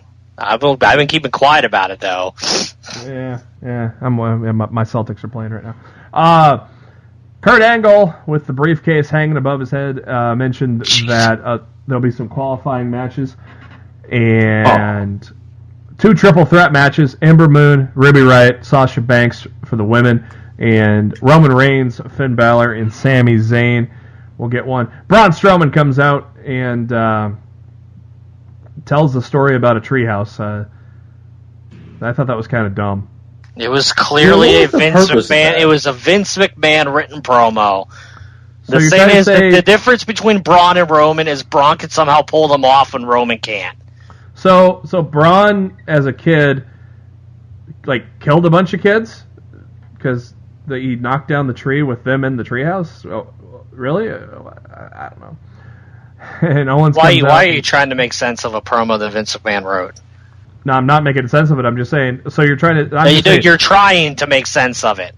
No, I'm saying Vince. I'm saying Vince. You're telling us that he killed a bunch of kids. That's not PG, Vince. Kevin Owens interrupted and says that if anybody deserves to be in the match, it's him. And even though he lost at BackTrash, but. Angle said, well, you know what? You're going to have a qualifying match right now, Owens and Strowman, and it begins right now. It's time to get these hands. I'll tell you what, though.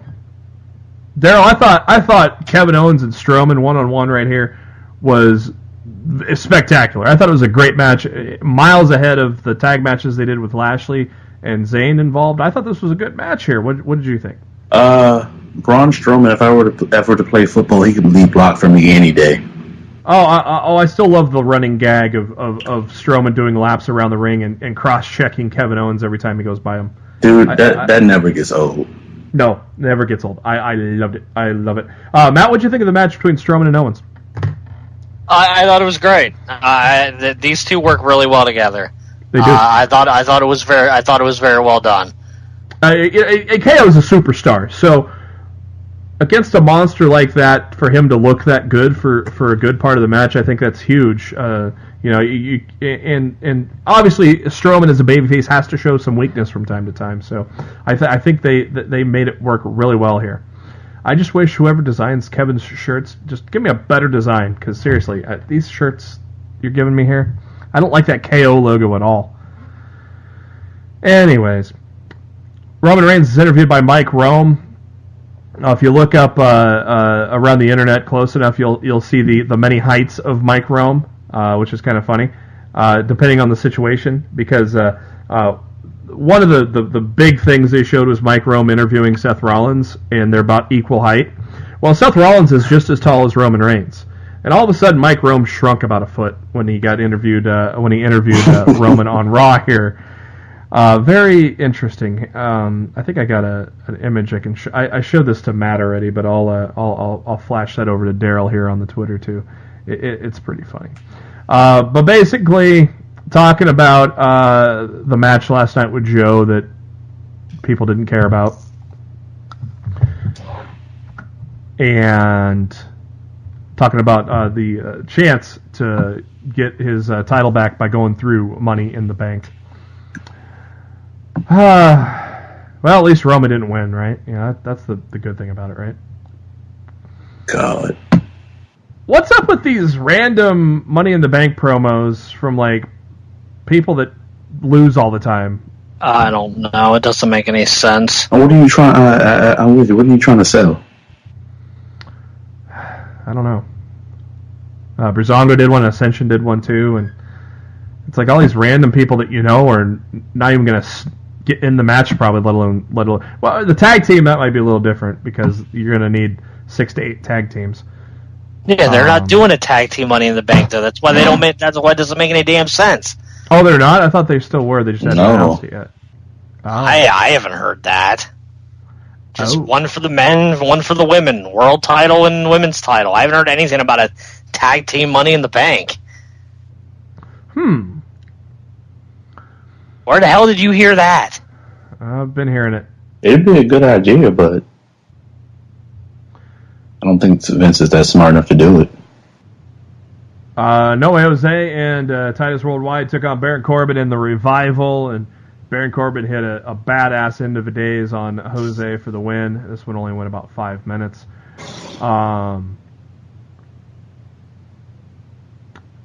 Next up is the women's qualifying match between Sasha Banks, Ember Moon, and Ruby Riott, and damn, these women did a good job, didn't they, Matt?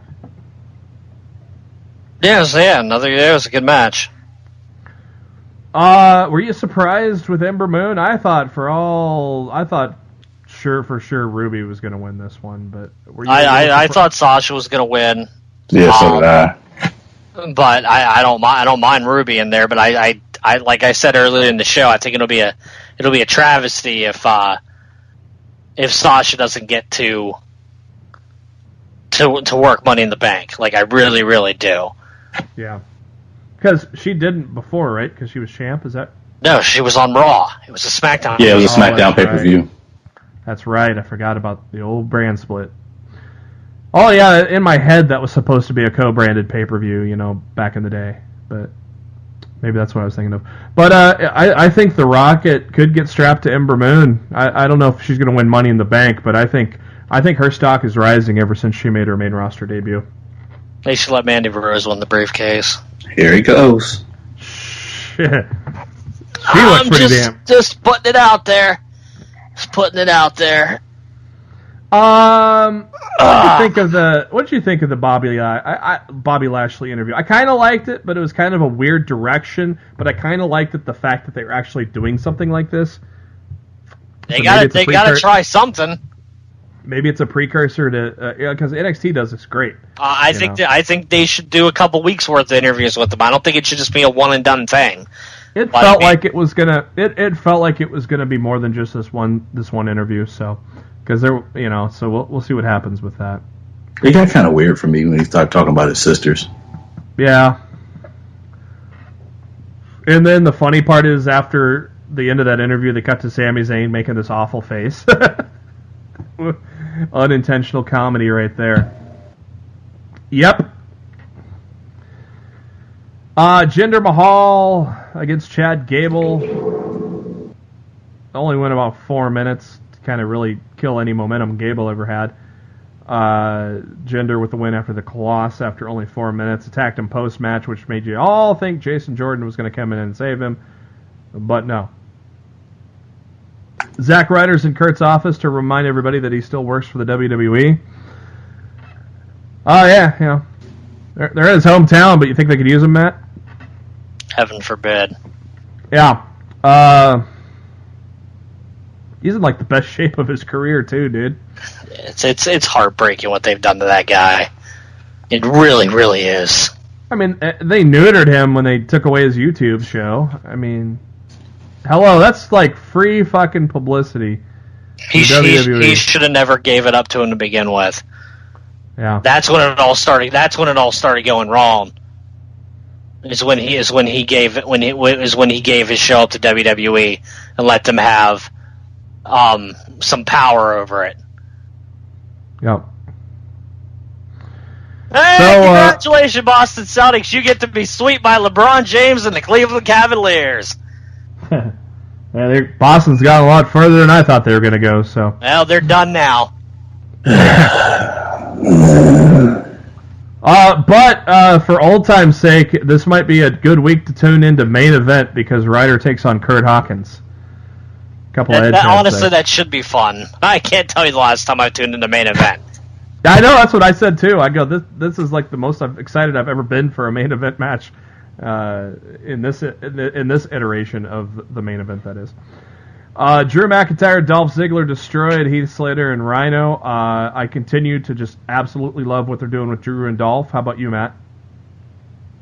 I'm not sold on it yet because I'm not sold on Dolph.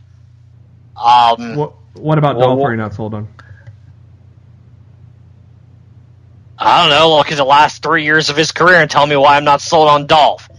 Okay. Well, I'm sold on Drew, though, at least. But I think the pairings worked really well. What do you think, Darryl? Yeah, it's pretty good. I'm interested to see what direction they're going to go in, though. Yeah, I was making... I got Drew in my predictions for WrestleMania 35. I got him in the Intercontinental match next year, so... But of course, what happened in this match was a great moment when McIntyre and Heath Slater faced off in the ring, and the crowd started immediately chanting 3MB. And Slater acted like they were buddies, but Drew just beat the shit out of him. Elias playing a concert and gets interrupted by Bobby Roode as this feud continues. Bobby Roode has been getting beat by Elias lately, so he got his win back here with a glorious DDT after a 10-minute match. God, can we just turn him heel right now, because he's not getting anywhere on Monday Night Raw. Agree? Agreed. Probably the MVP of the WWE so far this year, Seth Rollins, comes out with the Intercontinental title. And a funny little interlude. Coach's one word for the third hour was impact. Yeah. Well, I like Coach on commentary, but I really wish he'd stop with his 1 word an hour crap. Yeah, that was like his ESPN thing, wasn't it? Like, I don't know what it is, but it annoys me. I wish he wouldn't do it. He came up with that on SportsCenter, I think. So, impact, yeah. It'd have been funny if AJ Styles was coming out when he said that, though, or Bobby Roode, even better. Rollins again trashing Brock Lesnar, which makes me wonder. He did put over The Miz for a great match, which, rightfully so. And Rollins says he wants to make the Intercontinental title the title on the show, and is instituting an open challenge. I love open challenges. I'm sure when Mojo Rawley came out, Matt went wild, right?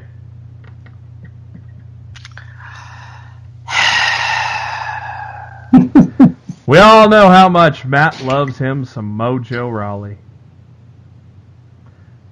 Of course, the fans thought it was going to be Zack Ryder, which I thought too. And they were chanting a "We want Ryder." And but hey, as Matt said earlier in the show, and as I said, it was a pretty decent match that Rollins gave Mojo Rawley, 11 minutes. And it was all good. Oh, that's funny. What happened? I'll just send the tweet to you guys in the DM. It has nothing to do with wrestling. There. Okay. You guys have it.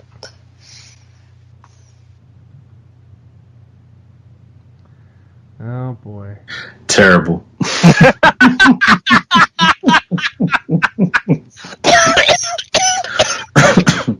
man, that's terrible.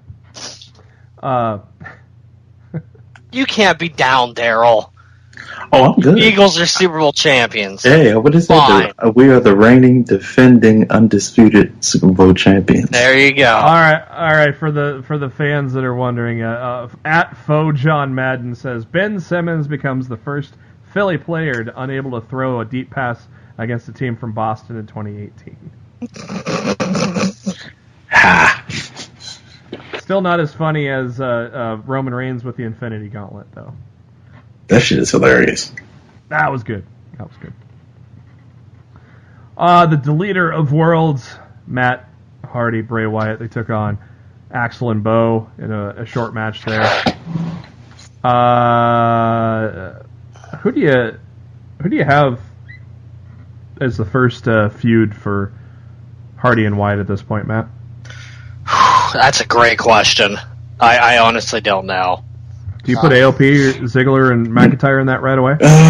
See, I don't think either team is ready to be in that spot right now, and that's why it makes it so difficult to figure out who they're going to place there. How about the Revival? Yeah, how about the Revival if they keep winning? That's who I said is going to probably be the Revival.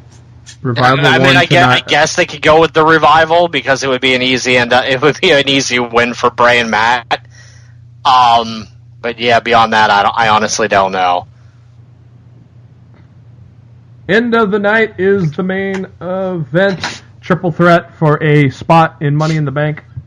Roman Reigns, Finn Balor, Sami Zayn. Matt, what did you think of the main event? Great, because Roman didn't win. I thought it was a very good match, and I agree. It was great because Roman didn't win. If Roman would have won, I mean, the SmackDown probably would have gotten 1.5 million for viewers. And how about Jinder turning babyface there, Darryl? That's pretty cool. Basically, Jinder turns babyface because he cost Roman Reigns the match. And Finn Balor hits the coup de grace on Sami Zayn. Thank you, Jinder. Oh, seriously, that's going to be a chant next week. You know it's going to be. SmackDown! Live from Baltimore, Maryland. Paige, after saying that Backlash was a rousing success, and Matt going, bullshit! Actually, no, not Matt going bullshit. The whole WWE universe going, bullshit!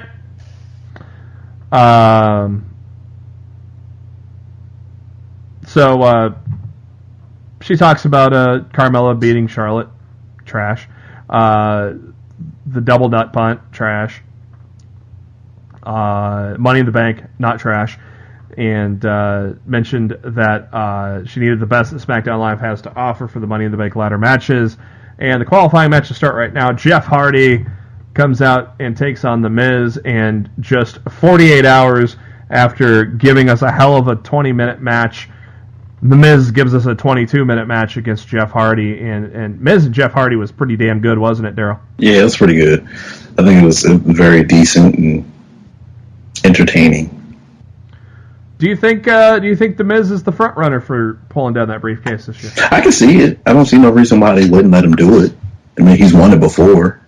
To me, the only way he doesn't is if their plan is to have Brock show up on some random Raw and have the Raw side of the Money in the Bank winner cash in on him on Raw, and we never see Brock end up defending this title on a pay-per-view.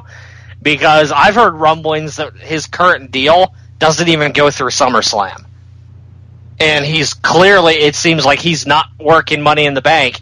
So that only leaves Extreme Rules between Money in the Bank and SummerSlam. And if his contract doesn't go to SummerSlam, he's got to drop the title before then. So I don't know. Come up with our own pay-per-view. Great balls of Lesnar. He gets cashed in, and that's the end of the show. Bye-bye, Brock. Good riddance. Good riddance. The bar, backstage, and Sheamus is eating Lucky Charms because that's his comfort food after he lost to Xavier Woods, and Cesaro made fun of him for losing to Xavier, and it says he's going to challenge Xavier later tonight, and then the bar's bags are full of pancakes. I still don't get the pancakes. Does anybody have an explanation for the pancakes? No. Look, when New Day eventually scores a merchandising deal with IHOP or Denny's, you'll know the reason behind the pancakes. I still find it funny that they have a pancake butler named Mr. Bootyworth. A takeoff of Mrs. Buttersworth, the great pancake syrup. Mr. Bootyworth. Shinsuke Nakamura. This guy is amazing. Renee Young shows up to get an interview, and Nakamura said, "No, speak English." And she goes, "I know better. You know English." I forget. I knew English, but I forgot it.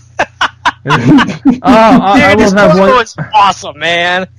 I got one thing to say. AJ Styles is nuts. But so am I. We are not finished. I loved it how he said AJ Styles nuts. I love Nakamura. Nakamura, heel Nakamura is fucking great. He seems so much more comfortable portraying the heel on the main roster than he ever did, being the face character that Vince wanted him to be. And did you hear the crowd reactions, man? They were laughing their ass. You don't hear laughs that hard. Sometimes you'll hear or hey, You heard like a pop of laughs. Just what Nakamura was doing is great. Carmella, on the other hand, she beat Charlotte Flair, so she let you know about that again. I wish Carmella spent as much time in the ring at the Performance Center trying to get better as a wrestler as she did arguing with trolls on Twitter. She was arguing with trolls, huh? That's all she ever does. Really? Oh, dude, she's always arguing with trolls on Twitter. I can't wrestle. 'Cause you can't, bitch. You can't wrestle, all right? Just stop whining and complaining about it and freaking try to improve. For God's sake, stop arguing with people on social media and actually try to do your job. Damn!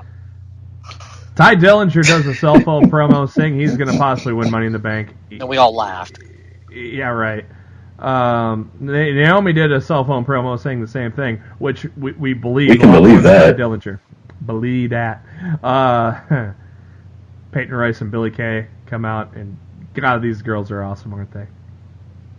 I don't get. There's some hate. I guess I'm seeing more hate than Matt does nowadays, because I'm seeing hate for these girls too, and it's like you're using social media more than I am nowadays. Maybe that's it. I'm like, I've definitely like with my month of being like sick. I've definitely backed off on looking at a lot of social media. Like, I don't look at it nearly as much as I used to. And honestly, I'm totally, to me, I'm better off for it. I'd rather form my own opinions than listen to, the two sides bicker and bitch, at each other and feel like I have to pick a side. I'd rather, just watch the product and form my own damn opinion. Yeah, normally this type of comedy usually falls flat, but with WWE writing, but this one was great. Billie Kay and Peyton Royce showed a picture of Charlotte, her expression after losing to Carmella at Backlash, and Billy's talking about how it made her uncle laugh, and they could sell it as a fragrance. Disappointed by Charlotte. And I just thought that was... See, you're popping! I'm popping! That was funny shit.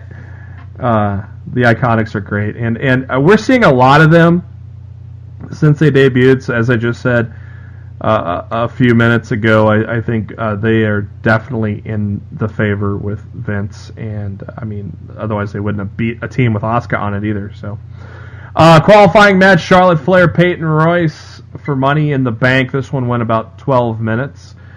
I got nothing bad to say about this one, Matt. I thought it was very solid between these two ladies. I thought the match was really good, but knowing what we know now, I see no reason why Royce didn't get the win. Yeah. When did we know the rupture? Was it from this match, or was it... I didn't hear about it until this afternoon. I don't know what it's from. Yeah, me either. For all we know is from the match with Carmella, for all we know. Yeah. But yeah, plus, we all know Charlotte ain't going to win the Money in the... Well, she's going to win Money in the Bank and cash in on Carmella. All the more reason why she didn't need to be in it. Let the girl heal. That is... Look, that does sound like a lot of... that does sound like Vince booking, though. Yeah, Charlotte's going to win and she's going to cash in on Mella. That's never happened, so this will be history, pal. Yeah! Mm. Yeah, that's about my response. Thank you, Darryl.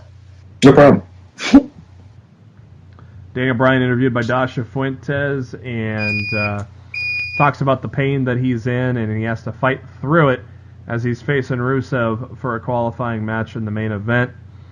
But he says tonight is his first step of becoming champion. He's going to qualify for the Money in the Bank. Last time he had Money in the Bank, he cashed in this very town. He did. I was there. Was it the same building, too? Same building. I was there. Same building? That was the night Zack Ryder won the United States Championship from Dolph Ziggler. and Daniel Bryan became the World Heavyweight Champion. It was a great night. It was a good night, wasn't it? It was a great night. You guys like Camp WWE? It was alright. The season 2 premiere was alright. I haven't watched season 2 yet. It's only one episode. They're doing one episode a week every Sunday. Like I enjoyed season 1 for the most part. The season 2 premiere was, it was okay. I'm looking forward to seeing where the rest of the season progresses, though.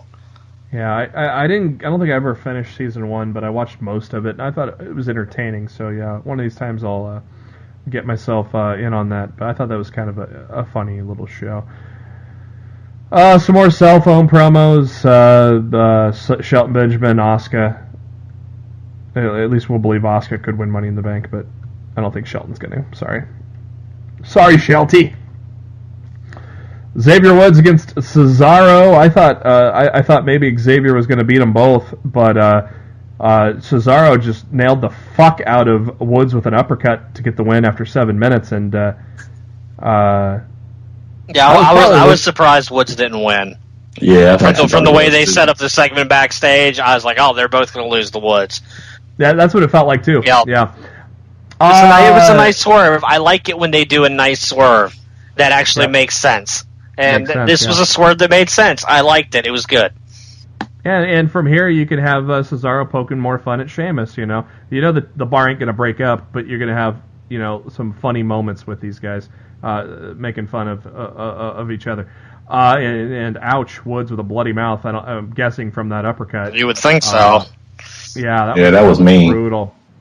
Not as good of a match as against Sheamus. It was a lot shorter. It was a lot shorter. But still, Xavier Woods getting more ring time, which is a good thing. That dude can wrestle. So, AJ Styles is interviewed by Renee Young, and he's got a big old red mark on his cheek there. Ouch. He's not clear to compete, as is Nakamura. The double nut punt. I guess that puts they must be on the 10-day nut concussion list or something. I don't know. I think when you're freaking when a chair gets backlashed into your face and causes you to bleed, I think that's enough to give that dude some time off. Oh, that rebound was nasty, wasn't it? Styles says, "Oh, it's convenient that Shinsuke speaks English again." They're not done. He confirmed that. He says, "If Nakamura has the guts to get," I thought he was going to say balls, but if that would have fit. If Nakamura has the balls to get in the ring, Styles says if he has the guts to get in the ring with him again, he will finish him. Styles says that Nakamura may be the king of low blows, but this is the house that AJ Styles built. I seriously think this is going last man standing. It makes sense. How about the dismantled action figures in the Bludgeon Brothers room? That was a little creepy, wasn't it? That was really, really weird. They said they had their own set of toys and to come play with them. Here's some free candy, kids. No candy. No. Becky Lynch comes out, and Mandy Rose with a new entrance, and I dug it. Loved it. Of course you loved it, Matt. But, little added production, a little blurry, little effects, and some gold. Little gold sprinkled around there in the lighting and maybe in the effects too, and I loved it. And Paige had stepped in and said Sonya Deville could not join Mandy at ringside for this match, but it didn't matter. Fuck that bitch. Oh. She's clearly so bitter that about not being able to wrestle anymore. That Sonya and Mandy can still wrestle and she can't. So now she wants to make these poor girls' lives a living hell. Screw you, Paige. You power-hungry pain in my ass. All of a sudden, Matt turned into Bobby the Brain Heenan over here. Usually he's the gorilla over here, but now you turned into Bobby over here. Matt Black, the advocate justice for Mandy. Dude, justice for Mandy. Yeah, damn right, justice for Mandy. Will you stop? Justice for Sonya too. Why the hell not? Will you stop? Look, it's been a while. It's been a while since I felt this good. And I promised some people that I was going to go nuts tonight, and I'm just living up to my word. A 2-minute match that Mandy Rose beat Becky Lynch, and that was weird that it went that quick, but that's what happened. Mandy Rose is in... was that a qualifying match? No, it was. Wasn't it? No, it wasn't. No? Oh, well, maybe it leads to one for her. I bet you, put Mandy in there. Give her the briefcase. I bet you Paige puts Mandy against Sonya in a qualifying match. That's a bullshit. Yeah, but that's what... Hey, I bet you that's what Paige does. Fuck you, Paige. Go back to Del Rio. Main event time. Oh, wait, next week. I know you can't wait for this one, Matt. Next week in the UK, it's going to be a royal celebration. Yeah, I'll be leaving the room. The debut of Andre Cien and Zelina Vega as well. I'll also be leaving the room.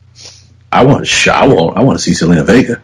Well, yeah, I don't mind seeing Zelina Vega, but I don't want to see Almas and his botching ass. No wonder he's on SmackDown, so you don't have to be on the same brand as Drew. Some nice leather pants that you have to paint on, you know.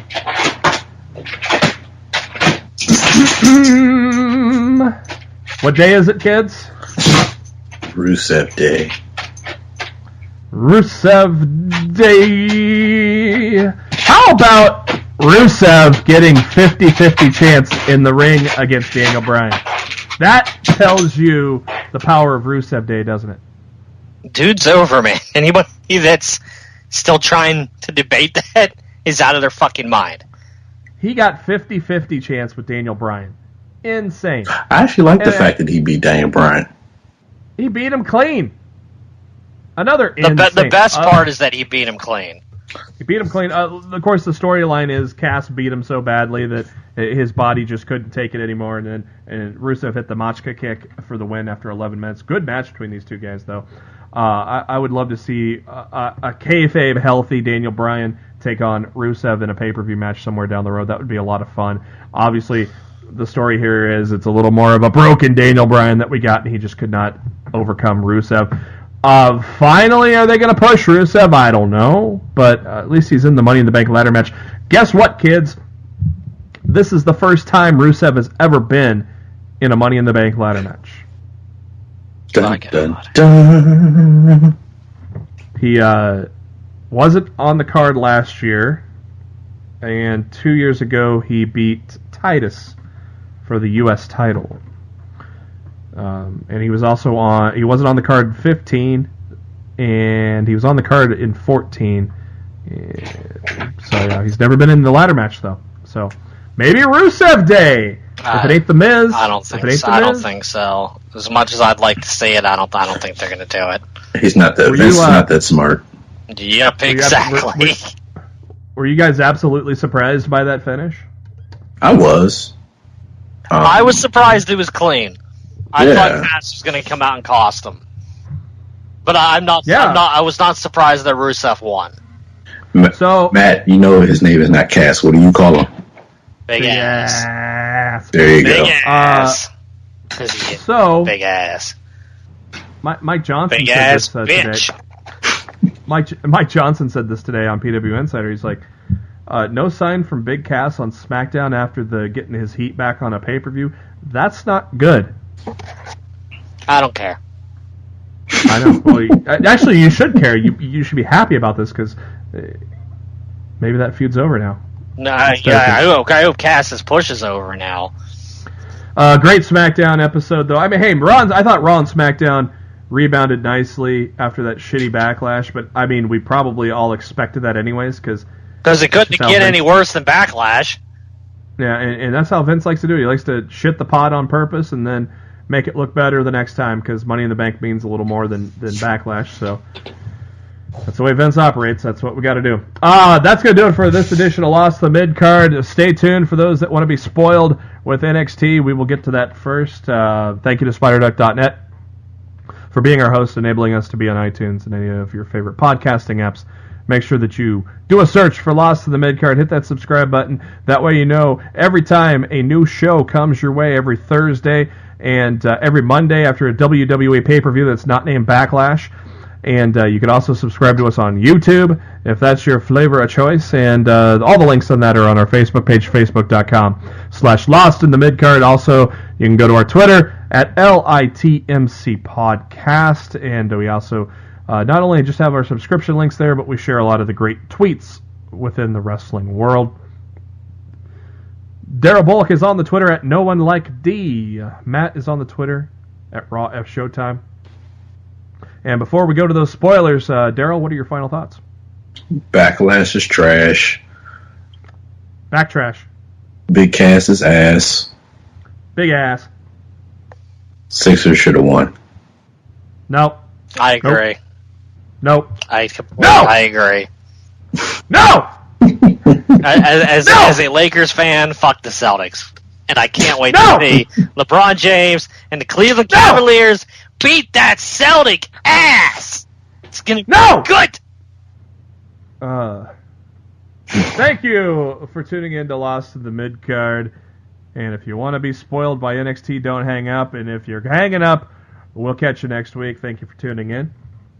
But now we are going to cover half of the tapings because a little different format, I think, because they're trying to stretch this into Chicago. They don't want to burn out the crowd by taping 8 episodes. Well, not 8, but it's going to be like 5 or 6 episodes. They don't want to burn out the crowd by taping all those at once. They taped 3 tonight, and the rest will be tomorrow, probably 2 or 3, I can't remember. But 3 tonight, we got some big news. 2 big matches announced for NXT TakeOver Chicago. Live from the Allstate Arena, June 16th. Johnny Gargano, Tommaso Ciampa, street fight. What do you think about that one? They're going to beat the dog shit out of each other. Yes, they are. My only worry about this, and I've been worried about this for months, because this feels more like a Vince McMahon thing to do, but I just can't get it out of the back of my mind that I'm waiting for Candice LeRae to join with Ciampa and turn on Gargano. Hey, I'm going to fucking hate that with every fiber of my being if they choose to do that. I hate it. Daryl, didn't I say that a couple weeks ago? I said that a couple weeks ago. You did. See, you spoke it into existence, thus you suck, and your Celtics suck, and you're gonna get swept by Johnny Gargano, JP. Nah, I just said these were bold predictions for TakeOver. I didn't say they were gonna. I said bold, like way out there. And one was Roddy Strong turning on Dunn. That happened. Yeah, that happened. And one of them was Velveteen Dream winning the title, the North American one, and one was Candice LeRae turning on Johnny Gargano. I thought this was heading to a triple threat with Black. I'm kind of surprised that's not the destination here. Because it's a smaller takeover. I honestly think it wouldn't happen until Brooklyn, if anything. Brooklyn. But in Chicago for the championship, Aleister Black. Matt, who is he facing? Big man Lars Sullivan. That's a big motherfucker. It is. Going to be the toughest test of Black's career. We're going to really see how effective that Black Mass kick is.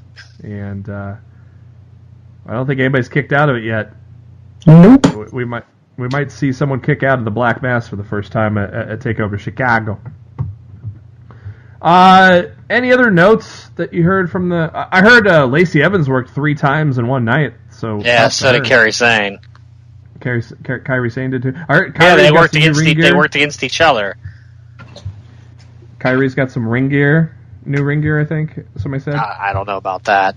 Let me run down what I think the rest of this card is going to be. Yeah. And it's going to be very interesting if we're actually going to get a 6-match card from TakeOver or not. I think Shayna Baszler will be defending the NXT Women's Championship against Nikki Cross. Okay, I feel that way too. I think the Undisputed Era of Kyle O'Reilly and Roderick Strong will be defended against Oni and Burch. Yep. I feel that if we're only getting 5 matches, that Adam Cole will be defending the North American Championship in a triple threat match with Velveteen Dream and Ricochet. Woo! And if we're getting 6 matches, it's just going to be Velveteen and Ricochet 1-on-1. I think it will be Adam Cole defending the North American Championship against either Pete Dunne or EC3. I like it. I'm here for all of it. I think it'd be a big mistake to leave EC3 off the card. And right now, with the way it's been booked up to tonight, I don't know where his spot fits on this show. So he only shows up on one match, which is the third week against Fabian Eichner. Yeah, and then he gets interrupted mid-match by Johnny Gargano to announce his match with Ciampa. So hopefully we get to see something out. We get to see a more firm path for EC3 at tomorrow's tapings. Seeing as though he's fairly new to NXT, I would not be surprised if you would see EC3 in a match at TakeOver or in the tapings they do before TakeOver against Cassius Ohno. That's true. Yeah, they could put him on the warm up, which airs after. And that's only because he's fairly new. There'll still be a hot car. It'll still be a hot crowd for him because it's going to be the full crowd there. Because what do you guys think? Do you think we're getting 6 matches, or do you think they're going to keep it at 5? So hold up, let me run it down. So you said Gargano and Ciampa. Yep. You said Shayna Baszler and who else? Nikki Cross. Okay. You said Undisputed Era and Danny Burch and Oney Lorcan. That's 3. Yep. You got Black and Lars, which is 4. Dream and Ricochet. You can't leave Adam Cole out of off it. the card. Yeah. So, like, is he going to be... I don't know where... there with Velveteen and Ricochet? Are they going to make that a triple threat? Or is Adam Cole going to get his own match in, like, against, like, Pete Dunne or something? I have no idea. If I have read those correctly, I think that was a 6-man tag match. It was. At one of the tapings. Yep, tonight. It was Pete Dunne and Burch and Oney against the Undisputed Era in a 6-man. I don't know what direction. I can't give you a guess on what direction they're going to go in, but I'm going to tell you what I would go in is with the advent of the North American Championship, they should make takeover cards from here on out 6 matches. I agree. I can never get too much NXT takeover. So, like, if you want to give me 6 matches and extend that show a bit longer, I'm all about it. Like, I'm not complaining even a little bit. I say do that, but the simple fact that takeovers pretty much start at maybe 7:30, 8 o'clock or so, and you only get 2 hours out of it. 4 or 5 matches. I mean, yeah, they normally go from like 8 to 10, and sometimes they'll go a little bit after 10 o'clock. I mean, extend the show. Give us 6 matches. I mean, not because you don't have the talent to fill those cards. I mean, if you want to show off NXT and show off that product, put an EC3 into a match, put on the card. Put a War Raiders on the card. You know what I mean? Just fill the card, because at 10 o'clock, I'm looking around like, okay, what's next to do? See, War Raiders are one of those teams. I think we're going to see them on the tapings prior to. Yeah, and I wouldn't be surprised. To the takeover. I think they're going to kill some random tag team. And then also, I don't know where they fit into the mix as well, but you see, I think it was last week or 2 weeks ago, TM6 won with the win that they had, them not winning clean in their last night. Yeah, they picked up another cheap win tonight. I think they used the feet on the ropes against Heavy Machinery, so they're definitely doing the heel gimmick right now, so they won't be challenging the Undisputed Era anytime soon. I mean, put my boys in it. Put the Street Profits in it. I don't give a shit. I want to see more than 2 hours. Yeah, no, yeah. I absolutely 100% agree. Like, to me, there's no such thing as too much NXT takeover. Like, so the expect the first part of these tapings. Expect a good amount of Gargano, Ciampa, and Candice. It's going to be some good shit leading up to the street fight. Dakota Kai is going to get a title match against Shayna Baszler.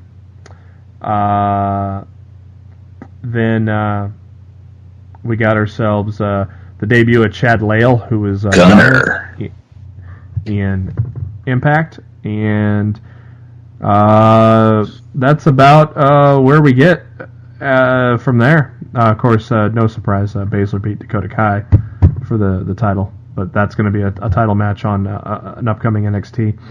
I still think that even after that, I don't know. I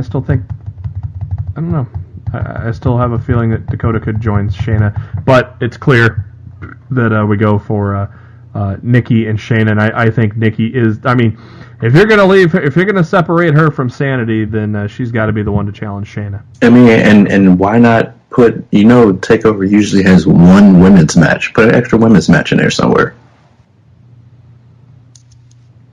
Yeah, but with that roster right now, that roster again. Yeah, their women's roster's kind of thin at the moment. That's why I'm glad we're getting another Mae Young Classic this summer to help bolster that roster again. Fucking bring in Taylor Hendricks for crying out loud. Yeah.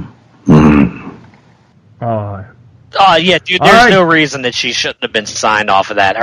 The fact that her and Toni Storm weren't signed after the Mae Young Classic last year is just insanity. I think they wanted to sign her, but she ended up getting hurt.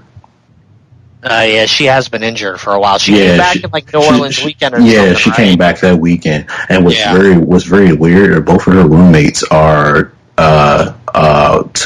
out of the 4 horsewomen. Oh, jeez. Yeah. So, but I think her chances may be pretty good then. Yeah, but between how you pronounce it, Jessamine Duke, and then Shayna Baszler both being with NXT, it's only a matter of time. I see. I surely hope so. She deserves to be there. Then Marina Shafir is the other 4 horsewoman, and that's Roddy's wife, isn't it? Yep. Yeah. Yep. So any last thoughts on the spoilers for NXT? I'm ready for it. Yeah, I'm more than ready. I can't wait to see what they give us tomorrow. We can see if we're going to get 5 matches or 6. I'm really hoping we get 6. We'll wait and see what they're going to give us. I'm hyped. Like I said, I'm all about NXT TakeOver. For Darryl and Matt, this is Jeremy. Thank you for tuning in to Lost the Midcard. We'll be back at you next week.